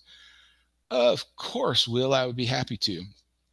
A week later, he comes back to me and he says, wait a minute, are you serious? You're looking for an actual job? And I said, yeah, I'm completely serious. This staying up all night is for the birds. And he said, I've actually been thinking about leaving this job and I just wasn't sure how, because this center was kind of in rough shape before I got here. And I put some things in place and I feel like it's going really well. And I just have been thinking about doing some other things. Is this a job that you would ever be interested in? And so that's how my second career started. If my first career is manufacturing and distribution operations and having huge numbers of people work with me, my second career is related more to small business and economic development and kind of the micro workings of that. In other words, I see macro, but I work micro. I'm working with individual people and individual businesses on things that move their ideas or their businesses forward. And so that's kind of a big revolution. That's a big change. And that's how I kind of mark career path number one and career path number two. So, In a weird way, the first one kind of led to the second one. Like, Oh, most certainly. Yeah. again, like if the first company hadn't closed and kind of laid everybody off, and then if Target hadn't like tried to get you out of, where you live, like if they had let you promote like up through the ranks, like at the Topeka Center, I mean, again, like it sounds like your change averse self probably would have just like stayed right there. Yeah, you nailed it. Long hair, tattoos, but yeah, I'm a pretty change averse. Like I may look sort of radical in some ways, but that's not really me. I mean, I'm Just pretty get comfy and change hang out. averse, Yeah. steady Eddie, lunch bucket Larry, you know, Wait, what was the second one? lunch bucket Larry. Oh, that's So awesome. yeah, all of Steady those Eddie. things kind of conspired to put me in the position to move towards this other career. Yeah, so many Totally. different things could have gone differently, and I'd have been perfectly happy, in environments, where I was. Well, and the funny thing is, I probably still would have had to have moved because, like, that while that exists, it's hard to say that that would exist in Lawrence. Like, those opportunities might have pushed me elsewhere if I kind of continued to try to go down career path number one. Hmm. So yeah, number two is informed by the importance of just trying to help people like my friends at my first job, who some of them found other things and some of them really never did kind of recover all the way. Like the impact on economic development on a local economy is significant. I can't wave a magic wand and do make much difference in a local economy, because even that economy of scale is huge. But what I can do is I can work with this company. And if I Hmm. can help this company do something, then maybe they get to a place where they can hire two more people or three more people or five more people.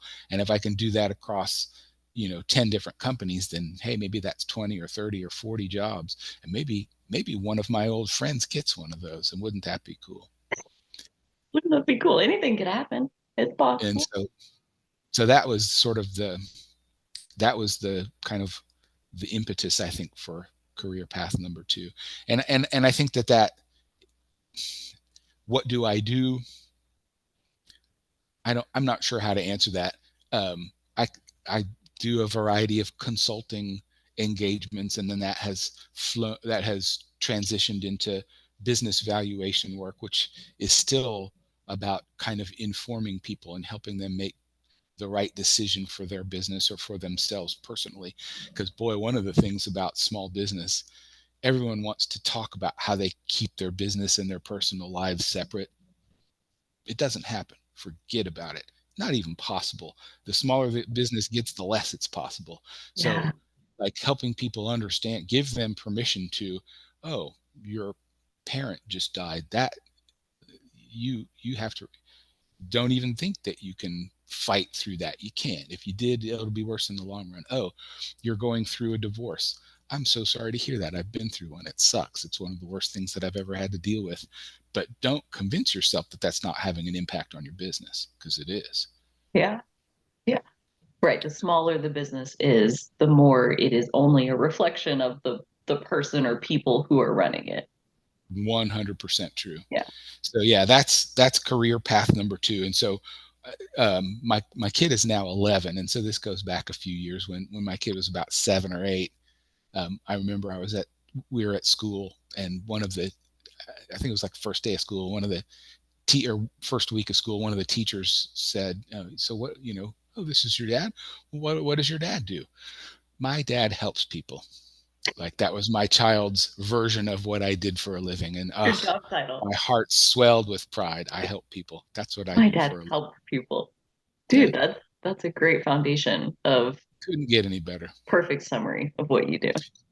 And it is certainly, like, I don't help people get past cancer. I don't give them chemotherapy.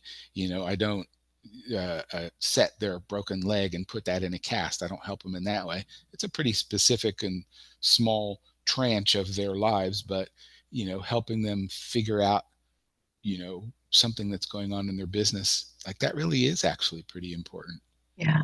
to that person at that time. Yeah. And the the more the better I do it, the better things go for them, and the better things go for me, and the better life is. And it's great. It's fun. I love it.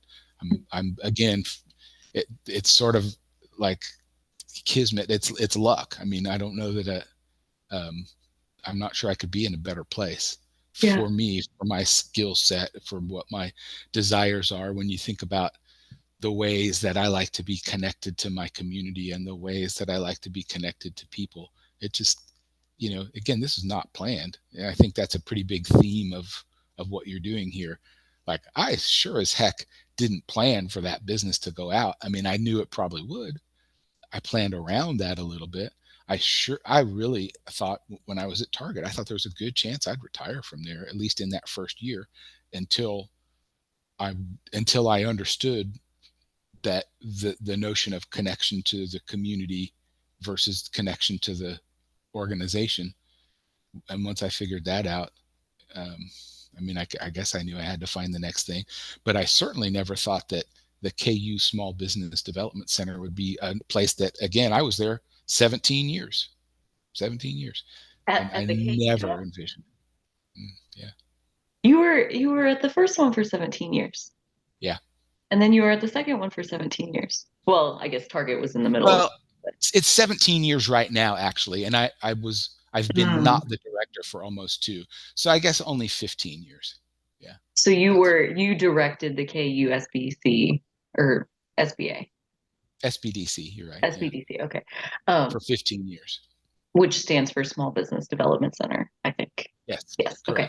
Correct. So for 15 years, and I mean, we're coming down to the end of this episode, but like, Mhm. what stands out as like the top moment of knowing that everything that led up to that moment like put you in the perfect place at the perfect time so you could do what? Maybe the last moment would be sort of the top Okay, moment in a way. And this is really just off the top of my head. And sure. so I could be completely wrong. But I think we didn't talk that much about it in this episode. We talked a little bit more about it in the first episode. Like, notions of economic disparity they're hard on me. They grate at my nervous system. And so, like, I recognize that opportunities that I got probably at that first job, man, I'm not sure I would have had them if I had been anything but cisgender, white, heterosexual male. Like, any other thing outside of that, and it might have been harder in 1992 to get a supervisory job in a factory. Just be just be totally real here. My last moment as the director of the KU Small Business Development Center, I was passing on that title to a first generation college graduate female Latina, and the other full time advisor in the center is an indigenous man. And so, like, I left the center without even a white heterosexual male in any role there.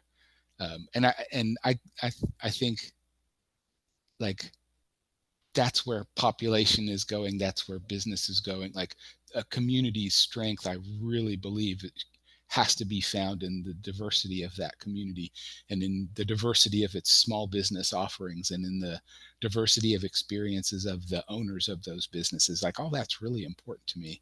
I believe in it with everything I've got. And so, if I believe that's true, then I believe that an organization that exists to assist those people needs to reflect that as well. So I don't Yeah, know. I think that was pretty cool. yeah, And I love my successor. Her name is Christina Edwards, and she's awesome.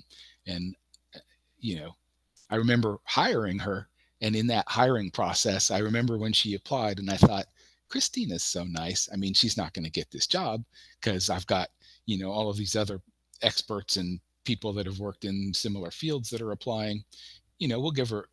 She will tell. I'm not. This is not going to be news if she jumps on this podcast and listens. But she was a courtesy interview.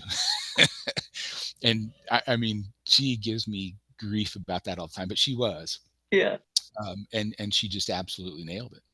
And then she was, an advisor in the center for, I don't know, 3, 4, maybe 5 years, and she was just the perfect person to kind of continue the thing that kind of started with Kurt and was passed on to me. And I think I was a pretty good caretaker of it and grew it in certain ways and passed it on to Christina.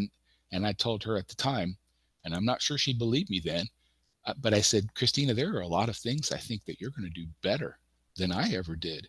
And there might be one or two things maybe that you don't, and that's okay. You're going to be you. I'm me. We're people. That's that.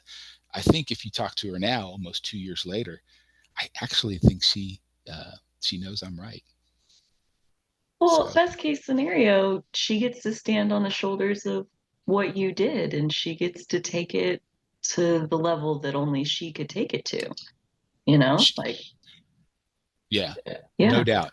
And there's already plenty of evidence that she's taking it she's doing it. beyond what I would have been able to do, and I'm That's so just thrilled to cool. watch it. It is, yeah, That's so cool. Oh, yeah, I mean, once again, the hour just flies by in these episodes. yeah. It's hard to believe. It's been my pleasure once again to get to hear more of your story. And honestly, you know, I I hope this comes out right, but like I don't think any of the guests have some like fancy you're better than other people. Like that's why you're the one here telling your story. Like I think every guest is like a normal person with a Mm. normal story that probably sounds a whole lot like a lot of other stories on the planet, you know? And this is just a way to get to talk through how those decisions go. You know, how do we move on from one chapter of our life to another? A lot of times there's a stick poking at us from behind, like forcing us Oh yeah. things that Mhm. probably we wouldn't have done that, but there's this thing. And then all of a sudden, somebody's sitting in the middle of a moment where it's like there's no easy answer. I got this option and I got this option and I got this thing pushing me from behind. And like, what do I do? I think these episodes hopefully give some hope and some breathing space around, it's not about landing in the end all be all perfect place. It's so much more the path unfolding and kind of being willing to move with the flow of where life is trying to put you. Because probably there's more method to the madness than you can see yet. Like you got to get really far into it to like be able to look backwards and be like, oh, now I see. Now I see why Mm. that led to this and this led to that. And yeah, but Yeah, it's funny. Even just talking through it gives me a little bit of that. Although still, I'm just like, I'm wow. How did I get so lucky? Like, how did I land in a thing that was perfect for me from the ages of 20 to 38, yeah, and probably wouldn't be perfect for me at the age of 55? And now here I am that I've landed in another thing that's really kind of perfect for me. Very it's fortunate. possible. It's Yeah. possible that it does that. And I think I mean, I know you call yourself change averse, but ultimately, like you were willing to move on. You were willing to embrace what was on the horizon, whether you like change or not. This is coming. Mm, So, yeah. like the fact that you were willing to be so proactive in applying and looking for other opportunities and not clinging to the ship that's going down like to the last minute, like you still had a decent amount of willingness to move forward on Yeah. wherever the path was going to take you next. And I think a little bit of that goes a long way with making the It, ride as smooth as it can be. it might have been more like fear of poverty and starvation, to be perfectly honest. I mean, again, like, it wasn't always the easiest childhood and Yeah, early adult life. So some of it's just like, ooh, don't want to do that again. yeah. Sheer practicality of Yeah, like, yeah, if I'm not taking care of me, who's doing that? Like right. just me doing that. So we make Yeah. choices for all kinds of reasons. And when we're in the middle of them, I think they can feel really complicated. But often looking at choices through the lens of somebody else, suddenly things get so clear and like, oh yeah, it makes total sense why he did what he did. And then Mm, somehow our own situation is a little bit easier to digest and okay. decide like, what's Yeah. right for me? What should I do? Maybe I don't have to have everything figured out to be like, you know what, I need a paycheck and this is my best option in this moment. So that's what I'm Yeah. gonna do. And this doesn't have Well, to be the end all be all thing. Yeah, of course I agree with you 100%. I hope that that bodes well for your podcast, because I think that half the time podcasting is kind of built around the reveal. Like, what is the fantastic, the the the thing that's just around the bend that nobody knew was coming, but everyone should, the spectacular reveal. Mhm. And so, I mean, certainly in my story, like, I don't know that there's any kind of spectacular reveal at all. It's just it's a Larry Lunch bucket tale. A steady Eddie tale. Well, Eddie Eddie tale. I love that though, like the reveal. And I mean, I feel like so much of marketing is like trying to convince you that you have a problem just so they can sell you their solution. And this podcast is like the anti one of those because Yeah, I want you to know that exactly how your life is going is probably exactly how it's supposed to be going. And yeah, step by step by step, it can get closer to what you want it to be. But the I only agree way with it's that. going to change is step by step by step. That's the only way it works. And so I love this podcast and the way it's shaping up. I mean, we're only like 11, 12 episodes in at this point. Um, Mhm. but it does demonstrate that it's like the people who have these jobs where they love it, their heart's in it, they can't imagine doing anywhere anything else. They're in the perfect place at the perfect time. They didn't they weren't born there, like they lived a lot of life that evolved many times to get them to this place where their skills and the environment and like all the things match up so perfectly. Like that's not right out of the box in any Yeah, of these stories. So I yeah, think that's the reveal is that there is no magic pill. There's no magic bullet that gets you to the front of the line. Like you got to walk there yeah.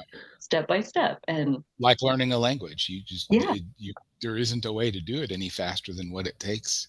It right. just takes, you got to do reps. You got to do, time after time. Or I can't Yeah, remember if we talked about this last time.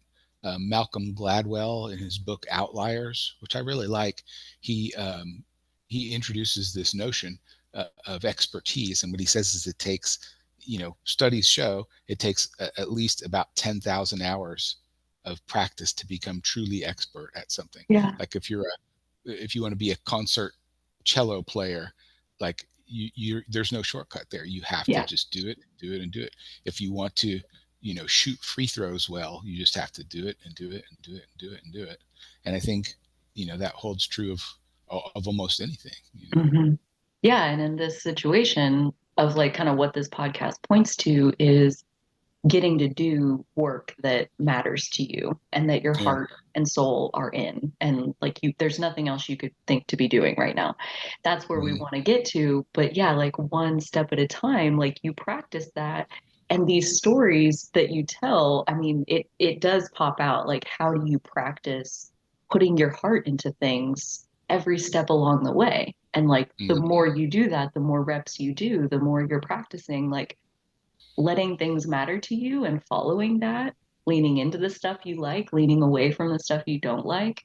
Um, Mm-hmm. that's like any other muscle, it gets stronger and stronger and stronger, and your life reflects it more and more and more to you as you go. I think this is what I see.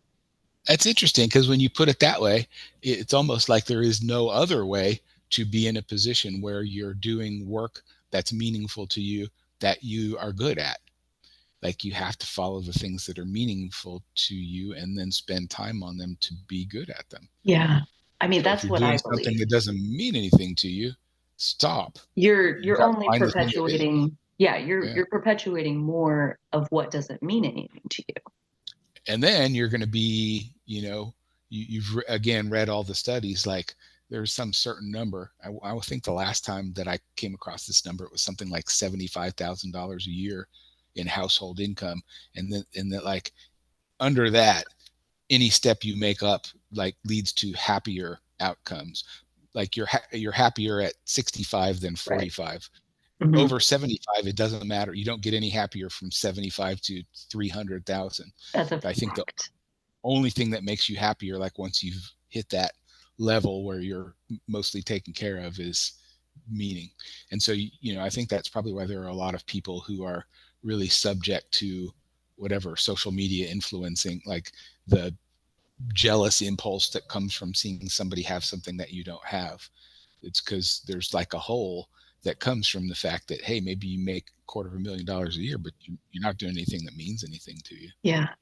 Yeah. So Yeah. maybe that's it. You may have just found the whole secret to the universe. This is the reveal. This is the This grand is the reveal. reveal. Good job, Carly. Well done. Spontaneously. Right. Is Man, there I'm any other definitely going to way? listen to No. this episode. Yeah. Yeah. Yeah. Gotta hit this one. It's got the reveal in it. Okay. But yeah, I think it's something that we practice like anything else in the physical. It's you got to build it up a little bit at a time. And if there's even like one piece of your life where it's like for 5 minutes every Tuesday, I get to do this, and that has meaning to you, you can focus into that and kind of like expand it and massage it and nurture it into how do I get an hour of that thing every Tuesday? How do I clear my whole Tuesday to be that? How do like let it grow in your Yeah. life like anything else? And it does eventually like put down roots and it's a being of its own, and it takes time to get there, you know. So for that's kind of my takeaway with all of these episodes is for anybody who wants to make an impact and you're, you know, first year at a manufacturing job in a factory, like that's where you are, like, dude, like even that leads to wherever you want it to go, wherever you're open to it going. And so Yeah. letting things unfold one step at a time can take a lot of the pressure and the angst of I should be somewhere different right now. No, Okay. Yeah. you can be right where you are, and you can have the intention to move your life in a direction that feels better and better to you. That can they can both be true. I like it. Yeah, Yeah. yeah. Feels good to me anyway. So here we are, Okay. putting it Very out good. there for the world to see. Well Oh, done. thank you, Will. Thank you so much for joining me for another episode. As always, My pleasure. I love getting to hear your stories. You're fun to hang Oh, out with. I appreciate thank it. you. You're fun too. It seems pretty easy. All I'm doing is talking about stuff. So All I'm doing is listening, you know, just and the hour just flies by. So yes. as far as, you know, this is like just one more little thing. Like this is such a Yeah. perfect example of, you know, I haven't told any of my story yet. My episodes are coming at some point where it'll be Carly getting to tell some stories about how did Carly get to right here, right now. And even, you know, my grocery adventure started in April of 2017 with my invitation to join my grocery business. But this podcast and getting to become a podcaster is also coming out of my grocery adventure. So I opened a grocery store and like 6.5 years later started a podcast. So like Mhm. the jumps of the grocery store was so much more meaningful than the corporate software job I had before. And now Ooh. this is just that much closer to my unique skill set and a specialty that really lets me do exactly what is like close to my heart, you know? But I couldn't have gotten to the My Grocery Adventure podcast without building two grocery stores and a bunch of other stuff along the way. Like, you can't just jump there. You do have to walk through it step by step by step. So, Oh yeah, I get it. passionate about that. So you're probably going to edit this out later, but who's going to interview you when it's time for you to tell your I story? don't know. Do you want to apply for the job? Yeah, You I could would do apply so. for the job. It'd Yeah. be kind of hard, and I don't know that I have much experience or skill as an interviewer or question asker, so I might have to do a little bit of reading up on just what it might look like to do that. But I think that would be really interesting. And whenever you do get around to having the opportunity to tell your story, if I can participate in any way, Yeah. please allow me. Okay. Okay. I have a couple of people in mind and am just kind of letting the timeline unfold as far as like I'm going to be around this podcast for quite a while, and so I'm Sure. in no rush to tell my story in like just 2 episodes or whatever. So I'm gonna take my time with it and tell all the chapters along the way because one leads to the next, leads to the next, leads to the next. And yeah, for most of the time, I felt like I have no idea what's going on. I have no idea what I'm doing, where I'm going. Like, how do the pieces add together? Like these things could not be more separate. And yeah, so it all came together. And it's that coming together in my own life that makes me so passionate about helping people to feel better in the part of the process before it all comes together. You know, kind of Mm, give some hope that these threads are going to weave themselves together someday, I promise you. You wouldn't be oh yeah, living it if it wasn't a thread you're supposed to be having yeah, in your tapestry. So, but yeah. yeah, I'll I definitely keep you in totally agree. mind for Okay, potential interviewer. That would be fun. Yeah, okay, cool. very good.